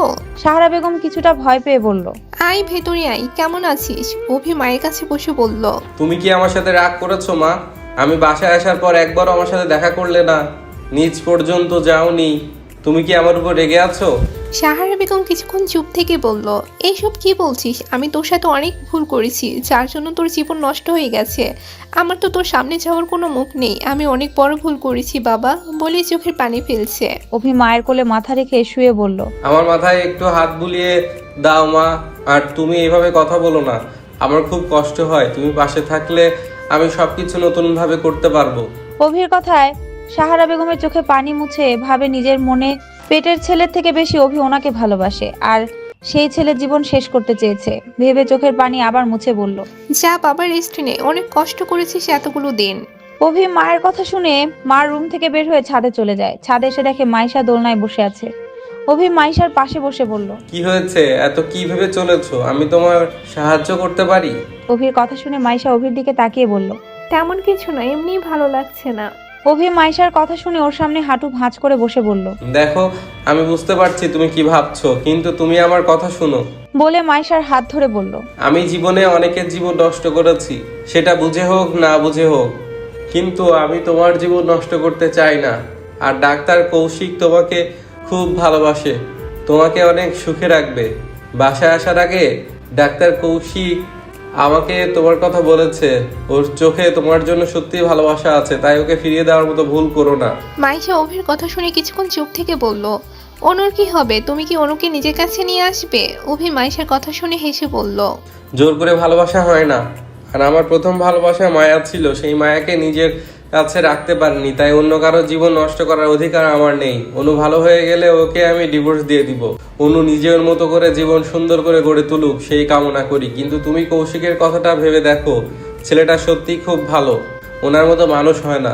মাইশা অভির দিকে তাকিয়ে বলে, তাহলে ব্যবসা কি হবে? অভি মাইশার কথা শুনে বুঝতে পারছে মাইশা কি চাইছে, তাই হেসে বলল, ব্যবসা নিয়ে ভাবতে হবে না, তার জন্য তো আমি আছি। আর এখন আমি ভালো হয়ে গেছি, আর চাইলে তুমিও অফিসে কাজ করতে পারো। মাইশা অভির কথা শুনে স্বস্তির নিঃশ্বাস ফেলে বলল, তাহলে আর কিছু বলার নেই। আমি এই পরিবারের কথা আর তোমার কথা ভেবে খুব দুশ্চিন্তায় ছিলাম, কি করব কিছু বুঝতে পারছিলাম না। অভি হেসে মাইশার পাশে বসে বলল, এখন তো তোমার চিন্তা দূর হয়েছে। আর এই নাও কৌশিকের নাম্বার, আসার সময় আমাকে দিয়ে বলেছে যেন তোমাকে দেই। বলেই একটা কাগজের টুকরো এগিয়ে দিয়ে ওখান থেকে চলে যায়। মাইশা কাগজটা হাতে নিয়ে বসে আছে, কি করবে ভেবে যাচ্ছে। ফোন দেয়া কি উচিত হবে, এটা বারবার ভাবছে। অনেকক্ষণ ভেবে অভিকে একটা মেসেজ সেন্ড করে নিজের রুমে চলে আসে। অনু হাত পাগুলো নড়ছে। অনু অক্সিজেন মাস্ক খোলার চেষ্টা করছে। ওর নড়াচড়া দেখে নার্স অভয়কে ফোন করে সবকিছু বলে। অভয় রুগী দেখছিল।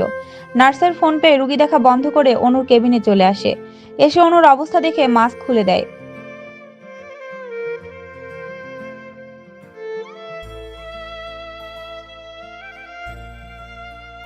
অনু বল, কি বলতে চাইছিস তুই?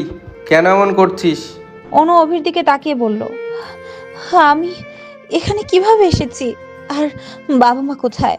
আমার কি হয়েছে? হসপিটালে কি করে এসেছি? আমি বাবা মার সাথে কথা বলতে চাই। অভয় চৌধুরী বলল, তুই শান্ত হ, আঙ্কেল আন্টি এখানেই আছে, ওনার একটু বাহিরে আছে, এক্ষুনি চলে আসবে। আর তোর তেমন কিছু হয়নি, সামান্য একটু অ্যাক্সিডেন্ট করেছিস, এই যা, সবকিছু ঠিক হয়ে আছে। অনু শান্ত দৃষ্টিতে অভয়ের দিকে তাকিয়ে বলল, তোর তো এখন দেশের বাইরে থাকার কথা ছিল, এখানে কিভাবে এলি? আর তুই ডাক্তার হয়ে গেছিস, কি করে সম্ভব? অভয় অনুর কথা শুনে সবকিছু বুঝতে পেরেছে। তার মানে ডাক্তাররা যা যা ভেবেছে সবকিছু সত্যি ছিল। অনু নিজের স্মৃতিশক্তি হারিয়ে ফেলেছে, কিন্তু অনু কি ভুলে গেছে সেটার ভাবার বিষয়। তার জন্য অনুর কিন্তু পরীক্ষা দরকার। তাই অভয় অনুর হাত নিজের হাতের মধ্যে নিয়ে বলে, দেখ, আমি যা বলছি সবকিছু মনোযোগ দিয়ে শোন। সবকিছু আগে তোর মাথার মধ্যে আঘাত লাগে, আর তখন তুই জ্ঞান হারিয়ে ফেলেছিস। তখন আঙ্কেল আন্টি তোকে হসপিটালে ভর্তি করিয়ে দেয়, কিন্তু তোর আঘাতটা বেশি ছিল, তাই তুই কিছুদিন কোমায় ছিলি। আর ওই দিনগুলোর কথা তুই ভুলে গেছিস। এখন তোর কিছু পরীক্ষা করতে হবে, তারপর তোর অবস্থা বুঝতে পারবো। অনু অভির দিকে তাকিয়ে বলল, সেই সব কিছু তো বুঝলাম, কিন্তু তুই দেশে কবে এলি আর ডাক্তারও হয়ে গেছিস? এইগুলো কিছুই বুঝতে পারছি না। অভয় অনুর কাছাকাছি এসে বলল। এখন তোর এত কিছু বুঝতে হবে না, চুপচাপ আমার সাথে আয়, তোর পরীক্ষাগুলো করতে হবে। বলে অনুকে বেড থেকে নামিয়ে নেয়, কিন্তু অনু ঠিকভাবে হাঁটতে পারছে না, তাই হুইল চেয়ারে বসিয়ে নিয়ে যায় আর নার্সদের ইশারা করে বলে যেন বাকি ডাক্তারদের আসতে বলে। অনুকে নিয়ে চলে যায় পরীক্ষাগারে। সারা বাড়ি বিয়ের সাজে সাজানো হয়েছে। ভেতরে সবাই দৌড়াদৌড়ি করছে। মাইশাকে পার্লারের লোকেরা বউ সাজাচ্ছে। কোনো কিছুর কমতি রাখেনি অভি। অনু একপাশে চেয়ারে বসে সবকিছু দেখছে। অভি একা সবকিছুর আয়োজন করে যাচ্ছে, যা যা দরকার সব নিজ হাতে করছে। হসপিটালে অনুর চেক আপ করার পর জানতে পারা যায় অনু 2 বছর আগে সবকিছু ভুলে গেছে। এতে সবাই খুব খুশি হয়েছে। অনু পুরনো সবকিছু ভুলে গেছে। অভি হসপিটালে এসে অভয়ের কাছে ক্ষমা চায়। অভয় কোনোভাবে অভিকে ক্ষমা করার জন্য রাজি ছিল না, কিন্তু মাইশা অভয়কে সবকিছু বলে রাজি করায়। ডাক্তার কৌশিক আর মাইশা একটা কফি হাউসে বসে আছে। দুজনে চুপ করে বসে থেকে নীরবতা পালন করে যাচ্ছে। কৌশিক নীরবতা ভেঙে বলল, আপনি যদি রাজি থাকেন তাহলে আমি আপনাকে বিয়ে করতে চাই। আপনার আমাকে অনেক পছন্দ হয়েছে। আমি আমার বাবা মাকে নিয়ে কালকেই আপনার বাসায় বিয়ের প্রস্তাব পাঠাবো। মাইশা লজ্জায় লাল হয়ে যাচ্ছে। মুখে হালকা হাসি এনে বলল, ডাক্তারটা আনরোমান্টিক হয় সেটা জানতাম, কিন্তু আপনাকে দেখার পর এখন শিওর হয়ে গেছি। কৌশিক নিজের মনেই ভাবছে এইভাবে বিয়ের কথা না বললেও হতো, যদি রাজি না হয় তাহলে কি করব ভেবে যাচ্ছে।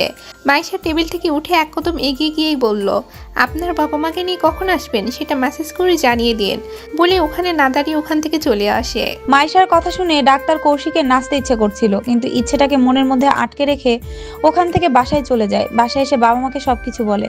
ওনারা ছেলের মুখে হাসিতেই খুশি। পরের দিন বিকালে কৌশিক আর ওর বাবা মা অভির বাসায় চলে আসে। সাহারা বেগম আর অভির সাথে কথা বলে সবকিছু ঠিক করে ফেলেন। ওনারা খুব ছোট করে অনুষ্ঠান করে মাইশাকে নিয়ে যাওয়ার জন্য বলে। সবাই কৌশিকের বাবা মার কথায় রাজি হয়, কিন্তু অভির কাছে সেটা পছন্দ হয়নি। তাই 3 দিনের মধ্যে সবকিছুর আয়োজন করে ফেলে। সব আত্মীয়দের আসতে বলে। অভয়কে বলে অনুকে এখানে নিয়ে আসা হয়। অনুকে আজকে ডিভোর্স দিয়ে দিবে অভি। সেটার জন্য কষ্ট হলেও চুপচাপ সব সহ্য করে কাজ করে যাচ্ছে। কাউকে কিছু বুঝতে দিচ্ছে না। বর এসেছে বলে সবাই ছুটোছুটি করছে। সাহারা বেগম অভয়ের কাঁধে হাত রেখে বলল, এখনো সবার উপর রাগ করে আছিস? আমাদের ক্ষমা করে দে, বর চলে এসেছে, এখনো এইভাবে বসে থাকবি? তোর ভাই সকাল থেকে সব কাজ একা একা করে যাচ্ছে। ভাইয়ার কাছে যা বাবা, অভি তাহলে খুব খুশি হবে। অভয় মার কথা শুনে ভাবনা থেকে বের হয়ে সে ভাইয়ের কাছে চলে যায়। 2 ভাই কৌশিককে স্টেজ পর্যন্ত নিয়ে এসে বসিয়ে দেয়। কাজী এসে ওদের বিয়ে পড়াতে শুরু করে। কবুল বলার সময় কৌশিক খুব লজ্জা পাচ্ছিল। অভয় কৌশিকের পাশে বসে বলল, কি ডাক্তার সাহেব, কবুল বলতে এত লজ্জা পাচ্ছেন? তাহলে কি আমার বোনকে আপনার পছন্দ হয়নি, বিয়ে ভেঙে দিব? অভয়ের কথা শুনে কৌশিক কিছুটা ভয় পেয়ে সাথে সাথে কবুল বলে দেয়। অভয় কৌশিকের অবস্থা দেখে মুখ চেপে হাসছে। বিয়ে খুব সুন্দরভাবে শেষ হয়ে যায়। চলে যাওয়ার সময় মাইশা সাহারা বেগমকে জড়িয়ে ধরে খুব কান্না করেছে। সবার চোখে জল ছলছল করছে। পরিবেশটা একদম নীরব হয়ে আছে। মাইশা অভির কাছে যেয়ে বলল, অনুকে তুমি ডিভোর্স দিও না, অনুকে তোমার কাছে ফিরিয়ে নিয়ে আসো। সবকিছু অনুকে বলে অনুর কাছে ক্ষমা চেয়ে সবকিছু ঠিক করে নাও। মাইশার কথা শুনে অভি মাইশার চোখে পানি মুছে দিয়ে বলল, সেসব নিয়ে এখন ভাবতে হবে না, তুমি শুধু মন দিয়ে সংসার করে যাও। ওখানে সবাইকে খুশি রাখবে, আর কিছু দরকার হলে আমাকে ফোন দিবে। মাইশা কোনো কথা না বলে অনুর কাছে চলে যায়। অনুকে জড়িয়ে ধরে। অনু হালকা হাতে মাইশার পিঠে হাত রাখে। ভালো থাকবেন, আপনার সাথে পরে একদিন পরিচিত হবো ভালো করে। মাইশা অনুকে নিজের থেকে একটু দূরে সরিয়ে একটা ডায়েরি অনুর হাতে দিয়ে ওখান থেকে চলে যায়। অনু কিছু একটা ভেবে ডায়েরিটা নিজের পার্সে ঢুকিয়ে নেয়। মাইশা চলে যাওয়ার পর অনু সবার থেকে বিদায় নিয়ে চলে যায়। অনু বাড়ি এসে ক্লান্ত হয়ে রুমে চলে যায়। ফ্রেশ হয়ে শুয়ে পড়ে। ডায়েরির কথা একদম ভুলে যায়। কয়েকদিন পর কি হলো মা, এত সকালে কোথায় যাচ্ছিস? অনু মার কথা শুনে মার দিকে তাকিয়ে বলল, কি মা, তোমাকে তো কালকেই বললাম আমি অনার্সের সার্টিফিকেটগুলো তুলতে যাচ্ছি। মাস্টার্সের জন্য অ্যাপ্লাই করব, আর বিদেশি ইউনিভার্সিটির জন্য অ্যাপ্লাই করতে হবে। আমিনা বেগম মেয়ের কথা শুনে বলল, মাস্টার্স এখানে করলে কি সমস্যা আছে বল? তুই আমাদের একমাত্র মেয়ে, কোথায় আমাদের সাথে থাকবি না? তুই চাইছিস অত দূরে বিদেশ চলে যাওয়ার জন্য? তোকে ছাড়া আমরা কিভাবে ভালো থাকবো বল মা? রায়হান সরকার নিজের স্ত্রীকে থামিয়ে বলল, আমাদের মেয়ের যে কাজ করে খুশি, আমরা সেটাতেই খুশি। তোর যা ভালো লাগে মা, তুই সেটাই কর মা। তোকে আর তোর মা কিছু নিয়ে বাধা দিবে না। অনু বাবার কথা শুনে খুশি হয়ে বাবাকে জড়িয়ে ধরে বলল, আমার ভালো বাবা, আমি এখন আসি, রাতে তোমার সাথে কথা বলবো। বলে বাসা থেকে বের হয়ে যায়। কলেজে এসে সার্টিফিকেট তোলার জন্য অ্যাপ্লাই করে। অ্যাপ্লাইয়ের কপি জমা দিয়ে অন্য কপি ব্যাগে নেওয়ার সময় মাইশার দেয়া ডায়েরিটা চোখে পড়ে। অনু কাগজগুলো নিয়ে লাইব্রেরিতে চলে যায়। ওখানে বসে ডায়েরি পড়া শুরু করে দেয়। ডায়েরিতে অনু অভির বিয়ের সবকিছু লেখা ছিল। বিয়ের পর যা যা ঘটনা ঘটে গেছে ডায়েরিতে সবকিছু লেখা ছিল। ডায়েরির শেষ পেজে মাইশার ফোন নাম্বারটা দেয়া ছিল। অনু লেখাগুলো পড়ে চুপচাপ বসে আছে, চোখ দিয়ে পানি পড়ে যাচ্ছে। অনু চোখের পানি মুছে ডায়েরিতে থাকা মাইশার ফোন নাম্বারটায় ফোন দেয়। কয়েকটা রিং হতেই মাইশা ফোন রিসিভ করে জানতে চায়। কে? অনু নিজের পরিচয় দেওয়ার পর মাইশা বলল, ডায়েরিটা এতদিনে পড়েছো তুমি? আমি ভেবেছিলাম অনেক আগে আমাকে ফোন দিবে, আমি তোমার ফোনের অপেক্ষায় ছিলাম। অনু মাইশার কথা শুনে বলল, আমি তোমার সাথে দেখা করতে চাই, আমার সাথে তুমি দেখা করো। মাইশা অনুকে নিজের বাসার ঠিকানা দিয়ে বলল। তুমি আমার বাসায় চলে আসো, তোমার সাথে আমার এখানেই কথা হবে। অনু ফোন কেটে অভয়কে ফোন দিয়ে মাইশার বাসায় আসতে বলে। ফোন রেখে দেয়, আর কোনো কথা বলার সুযোগ দেয় না। কিছুক্ষণের মধ্যে অনু আর অভয় মাইশার বাসায় চলে আসে। অভয় বাসায় ঢুকে মাইশার সাথে রাগারাগি করছে, কেন অনুকে সবকিছু বলে দিয়েছে তার জন্য। মাইশা কি বলবে বুঝতে পারছে না, চুপ করে সবকিছু শুনে যাচ্ছে আর চোখের পানি ফেলে যাচ্ছে। আমি তো শুধু ওদের ভালো করার জন্য এই কাজটা করেছি, আমার অন্য কোনো উদ্দেশ্য ছিল না, বিশ্বাস করো। অনু মাইশার কথা শুনে বলল, অভয় যা যা হয়েছে সবকিছু আমাকে সত্যিটা বল, কি কি হয়েছে আর আমি কি কি ভুলে গেছি। অভয় অনুর দিকে তাকিয়ে বলল, ওইসব কথা তোর মনে করার দরকার নাই, তুই আমার সাথে এখান থেকে চলে আয়, ওইসব কিছু তোর মনে করতে হবে না, আর তুমি কাজটা ঠিক করনি। মাইশাকে উদ্দেশ্য করে বলল। মাইশা চোখের পানি মুছে বলল, আমি ওদের ভালোর জন্য এটা করেছি, আমাকে বিশ্বাস করো। আমি চাই অনু আর অভি ভালো থাক, ওদের সব ঝামেলা শেষ করে একসাথে থাকুক। অভয় মাইশাকে ধমকের সুরে বলল, এটা কখনো সম্ভব না, অনুকে আমি আবার কোনো ধরনের বিপদে ফেলতে পারি না, ওর জীবন আর নষ্ট হতে দিব না। এমনিই জীবনে অনেক কষ্ট পেয়েছে অনু, আর কষ্ট পেতে হবে না। মাইশা অভয়ের দিকে অবাক হয়ে তাকিয়ে থেকে বলল, তুমি এটা কি বলছো? তুমি জানো তোমার ভাইয়ের অবস্থা তখন কেমন ছিল, সেটাও তুমি ভালো করেই জানো, তাহলে এখন এরকম কথা কেন বলছো? অভি এখন আর আগের মতো নেই, নিজেকে অনেক পরিবর্তন করে ফেলেছে। এখন অভি অনুকে অনেক ভালোবাসবে। আমার কথা তোমাদের বিশ্বাস না হলে কৌশিককে জিজ্ঞেস করে দেখো। ডাক্তার কৌশিক এতক্ষণ চুপ করে ওদের কথা শুনে যাচ্ছিল, কোনো কথা বলেনি। কিন্তু মাইশা কৌশিকের নাম নেয়াতে কৌশিক বলতে শুরু করে, দেখো অবু চৌধুরী, অবস্থা আগে থেকে অনেক খারাপ ছিল, কিন্তু রিহিব থাকার কারণে আমি নিজে ওনার ট্রিটমেন্ট করছি। উনি আর আগের মতো নেই, অনেক পরিবর্তন হয়ে গেছে। অবু চৌধুরী বদলে গেছে, স্বাভাবিক জীবনে চলে আসছে। অনু সবার মুখের দিকে তাকিয়ে বলল, তোমরা সবাই নিজেদের মতো যা ইচ্ছে বলে যাচ্ছ, আমার ইচ্ছে অনিচ্ছা কথা শোনার কোনো দরকার আছে কি তোমাদের? অনুর কথা শুনে অভয়, মাইশা আর কৌশিক সবাই অনুর দিকে তাকায়। অনু সবাইকে উদ্দেশ্য করে বলল, আমার জীবনের সিদ্ধান্ত আমি একা নিতে পারি, কারো কথা শোনার কোনো দরকার নেই আমার। কিন্তু আমার সাথে কি কি হচ্ছে সবকিছু আমাকে অভয় তুই জানাবি কিনা সেটা বল।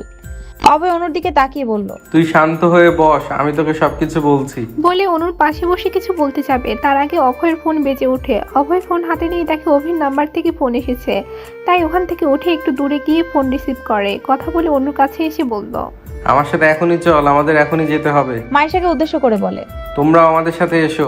সবাই অভয়ের কথা শুনে ওর দিকে অবাক হয়ে তাকিয়ে দেখে অভয় চোখ লাল হয়ে গেছে, মুখে ভয় আর চিন্তার ছাপ পড়ে আছে। অনু অভয়ের কাছে যেয়ে জানতে চায় কি হয়েছে। বলবি তো কে ফোন করেছিল আর সবাইকে কোথায় যাওয়ার কথা বলছিস? অভয় অনুর দিকে তাকিয়ে বলল, এখন এত কথা বলার সময় নেই, তাড়াতাড়ি চলো, ভাই অ্যাক্সিডেন্ট করেছে, অবস্থা ভালো না, হসপিটালে ভর্তি করতে হয়েছে। অভয়ের কথা শুনে মাইশা অনেক বড় একটা শক পায়, দাঁড়ানো থেকে বসে পড়ে। ডাক্তার কৌশিক মাইশাকে জড়িয়ে ধরে। মাইশা নিজেকে সামলে নিয়ে বলল, আমরা কেন এখন এখানে আছি? তাড়াতাড়ি হসপিটালে যেতে হবে, চলো এক্ষুনি। মাইশার কথা শুনে সবাই হসপিটালের উদ্দেশ্যে রওনা দেয়। রাস্তায় যেতে যেতে অভয় মাকে ফোন করে হসপিটালে চলে আসতে বলে। হসপিটালে পৌঁছে জানতে পারে অভির অবস্থা ভালো না, অপারেশন করতে হবে। তার জন্য আইসিইউতে রাখা হয়েছে লাইফ সাপোর্টে। ডাক্তাররা বাড়ির লোকের জন্য অপেক্ষা করে যাচ্ছে। অভয় ডাক্তারদের সাথে কথা বলে জানতে পারে অভির অবস্থা খুব খারাপ। রাস্তায় একটা বাচ্চাকে বাঁচাতে গিয়ে নিজের গাড়ি ট্রাকের সাথে বাড়ি লেগে যায়, যার ফলে গাড়ি ছিটকে রাস্তার পাশে থাকা গাছের সাথে বাড়ি লেগে যায় এবং নিচে পড়ে আগুন ধরে যায়। কিন্তু স্থানীয় মানুষেরা অভিকে কোনোভাবে গাড়ি থেকে বের করে হসপিটালে নিয়ে আসে। অভির মাথার মগজে রক্ত জমাট বেঁধে গেছে, ঘাড়ের কিছু রক ছিঁড়ে গেছে। বাঁচানোর কোনো চান্স ডাক্তারদের জানা নেই। অভয় চোখের পানি মুছে ডাক্তারের কেবিন থেকে বের হয়ে আসে। অভয়কে আসতে দেখে সবাই দৌড়ে অভয়ের কাছে চলে আসে অভির কি অবস্থা সেটা জানার জন্য। আগ্রহ নিয়ে অভয়ের মুখের দিকে তাকিয়ে আছে। অভয় সবাইকে উদ্দেশ্য করে বলে, ভাইয়ার অবস্থা খুব খারাপ, হয়তো আর কিছু সময় ভাইয়ার হাতে আছে, অপারেশন করে লাভ হবে না, তাই ডাক্তার অপারেশন করাতে চাইছে না, তোমরা যে শেষবারের মতো ভাইয়াকে দেখে আসো। অভয়ের কথা শুনে সাহারা বেগম পড়ে যেতে নিলে আহিলি ওনাকে ধরে ফেলে। সাহারা বেগম নিজেকে সামলে উঠে দাঁড়িয়ে অভয়ের কাছে এসে বলল, যেভাবে হোক আমার বড় ছেলেকে ভালো করে তুল, আমি অভিকে ছাড়া বাঁচতে পারবো না। কিছু একটা তো উপায় আছে অভিকে ভালো করার। তোরা আরো বড় বড় ডাক্তারের সাথে যোগাযোগ কর, দরকার হলে বিদেশে নিয়ে যা, কিন্তু আমার ছেলেকে ভালো করে দে। মাইশা নীরবে চোখের পানি ফেলে যাচ্ছে। কৌশিক মাইশাকে জড়িয়ে ধরে রেখেছে। কৌশিককে ছেড়ে মাইশা অভয়ের সামনে এসে বলল, যা করা দরকার করো, অপারেশন করা যাবে না কেন? এত ডাক্তার কি করতে আছে এখানে? একটা অপারেশন করতে পারবে না? অভিকে ভালো হতে হবে। অভয় মাইশাকে উদ্দেশ্য করে বলল, যদি কিছু করা সম্ভব হতো তাহলে কি আমি চুপ করে এখানে দাঁড়িয়ে থাকতাম? আমারও ভাইয়ার জন্য তোমাদের থেকে বেশি কষ্ট হচ্ছে। ভাইয়ার কাছে সময় খুব কম আছে, তোমরা ভাইয়ার সাথে শেষবারের মতো দেখা করে আসো। বলে ওখান থেকে চলে যায়। অনু চুপচাপ দাঁড়িয়ে আছে, কি করবে কিছুই বুঝতে পারছে না। এই মুহূর্তে কি করা উচিত সেটা অনুর কাছে অজানা লাগছে। সাহারা বেগম আর আহিলি কোহলি মিলে অভির কেবিনে দাঁড়িয়ে আছে। অভি সারা মাথা ব্যান্ডেজ করা, নাক মুখ দিয়ে রক্ত পড়ছে, চেহারা বিভৎস দেখা যাচ্ছে। অভির অবস্থা দেখে সাহারা বেগম জ্ঞান হারিয়ে ফেলে। দুই বোন আর একজন নার্স ওনাকে একটা কেবিনে নিয়ে যায়। ডাক্তার ওনার চেক আপ করে জানায় সাহারা বেগম ব্রেন স্ট্রোক করেছে। হঠাৎ করে এত বড় শোক মেনে নিতে পারেনি, যার ফলে ব্রেন স্ট্রোক করে। মাইশা আর ডাক্তার কৌশিক আইসিইউতে অভিকে দেখার জন্য যায়। মাইশা অভিকে এক পলক দেখে কৌশিককে জড়িয়ে ধরে চিৎকার দিয়ে কৌশিককে জড়িয়ে ধরে। কৌশিক মাইশার অবস্থা বুঝতে পেরে ওকে শক্ত করে জড়িয়ে ধরে বের করে নিয়ে আসে। অনু ওখানে চুপচাপ বসে আছে, কি করবে সেটাই ভেবে যাচ্ছে। অভয় অনুর সামনে বসে বলল, শেষবারের জন্য ভাইয়ার সাথে একবার দেখা করবি না? কথা বলতে বলতে চোখের পানি মুছছে। অনু ছলছল চোখে বলল, আমাকে একবার নিয়ে যাবি? আমি একবার ওনার সাথে দেখা করতে যাই বলে অভয়ের দিকে তাকায়। অভয় অনুর অবস্থা বুঝে বলল, ঠিক আছে, চল আমার সাথে। বলে অনুকে সাথে নিয়ে যায়। অনুর চোখগুলো ছলছল করছে, চোখের পানিগুলো মুছে অভয়ের সাথে কেবিনে চলে যায়। অভয় অভির পাশে বসে অভির হাতের উপর হাত রেখে বলল, ভাইয়া দেখ কে এসেছে, একবার তাকাও আমার দিকে। ভাইয়া আমি তোমার সাথে খুব অন্যায় করেছি, আমাকে ক্ষমা করে দাও। অভি একবার চোখ খুলে অভয়ের দিকে তাকায়, কিছু একটা বলার চেষ্টা করে, কিন্তু শেষ কথাটা বলার হয়তো সুযোগ ছিল না, তাই চোখ বেয়ে 2 ফোঁটা পানি ফেলে নিঃশ্বাস বন্ধ করে ফেলে। অভয়ের চিৎকারে সবাই আইসিইউতে চলে আসে। অভিকে শেষবারের জন্য বাসায় নিয়ে আসা হয়। কিছুক্ষণ পর কবরস্থানে নিয়ে যাওয়া হবে। সাহারা বেগম ব্রেন স্ট্রোক করে ওনার অবস্থা খুব খারাপ, তাই ওনাকে আইসিইউতে শিফট করা হয়। বাকিরা সবাই অভির লাশের পাশে বসে আছে। অনুর বাবা মাও এসেছেন, ওনারা একপাশে দাঁড়িয়ে আছে। অভিদের বাকি আত্মীয় স্বজন অনুকে নিয়ে যায়। গোসল করে সাদা কাপড় পরে আসতে বলে। অনু কোনো কিছুতেই বাধা দিচ্ছে না। গোসল করে সাদা একটা কাপড় পরে একপাশে দাঁড়িয়ে আছে। অভয় একা সব কাজ করে যাচ্ছে। বিকেলে অভিকে নিয়ে যাওয়া হয়। কোহলি কোনোভাবে অভিকে যেতে দিতে রাজি না। সবাই কোহলিকে বুঝিয়ে যাচ্ছে, কিন্তু কারো কথা ওর কান পর্যন্ত যাচ্ছে না। এক প্রকার জোর করে অভিকে নিয়ে যাওয়া হয়। শেষ জানাজা দিয়ে কবর দিয়ে সবাই নিজেদের মতো করে চলে যায়। অভয় ভাইয়ের কবরের একপাশে বসে আছে। আকাশ, তুহিন, অভয় বাকি বন্ধুরা এক প্রকার জোর করে অভয়কে কবরের কাছ থেকে নিয়ে আসে। বাসায় এসে সোফায় চুপ করে বসে আছে আহিলি, কোহলি। অভয় পাশে বসে কান্না করে যাচ্ছে। মাইশা নিজের চোখের পানি মুছে সবাইকে বোঝানোর চেষ্টা করে যাচ্ছে। হঠাৎ অভয়ের ফোন বেজে ওঠে। ফোনের দিকে তাকিয়ে দেখে হসপিটাল থেকে ফোন এসেছে, তাই সবাইকে চুপ করতে বলে। ফোন রিসিভ করে হসপিটাল থেকে জানায় অভয়ের মার অবস্থা বেশি ভালো না, এখনই হসপিটালে যেতে হবে। অভয় কাউকে কিছু না বলে হসপিটালে চলে যায়। হসপিটালে এসে ডাক্তারদের সাথে কথা বলে জানতে পারে সাহারা বেগমের অপারেশন করতে হবে। অপারেশনে উনি হয়তো বেঁচে যাবে, কিন্তু সুস্থ হবে না, স্বাভাবিক জীবনে আর ফিরে আসতে পারবে না। অভয় নিজেকে সামলে নিয়ে বলল, মা বেঁচে থাকুক, এইটুকু অনেক। ভাইয়ার পরে মাকে হারাতে পারবো না। আপনারা যা ভালো হয় করুন, শুধু মাকে ভালো করে দিন। বলে চোখ থেকে পানি পড়ছে। ডাক্তার অভয়ের কাঁধে হাত রেখে বলল, তুমি এইভাবে ভেঙে পড়লে বাকিদের কে সামলাবে? সব ঠিক হয়ে যাবে, আল্লাহর উপর ভরসা রাখো বলে সবাই উঠিতে চলে যায়। অভয় চেহারে হাত ভাঁজ করে বসে আছে, চোখ থেকে পানি পড়ে যাচ্ছে। এত তাড়াতাড়ি এত কিছু হয়ে যাবে ভাবতে পারেনি। একটার পর একটা বিপদ, কিভাবে সবকিছু সামাল দিবে সেটাই ভেবে যাচ্ছে। প্রায় 4 ঘন্টা পর অপারেশন শেষ করে ডাক্তার টিম বের হয়ে আসে। অভয় ওনাদের দেখে সামনে এগিয়ে যায়। মা ঠিক আছে তো? ডাক্তার অভয়ের কাঁধে হাত রেখে বলল। এই যাত্রায় তোমার মা বেঁচে গেছে, কিন্তু ওনার এক সাইড প্যারালাইজড হয়ে গেছে। হয়তো ধীরে ধীরে সুস্থ হয়ে যাবে, একটু পরে ওনাকে কেবিনে দেওয়া হবে, তখন দেখা করতে পারবে। ডাক্তারের কথা শুনে অভয় একটা দীর্ঘ শ্বাস নিয়ে বলল, ধন্যবাদ আপনাদের সবাইকে, মা ভালো আছি, এটা আমাদের জন্য অনেক কিছু।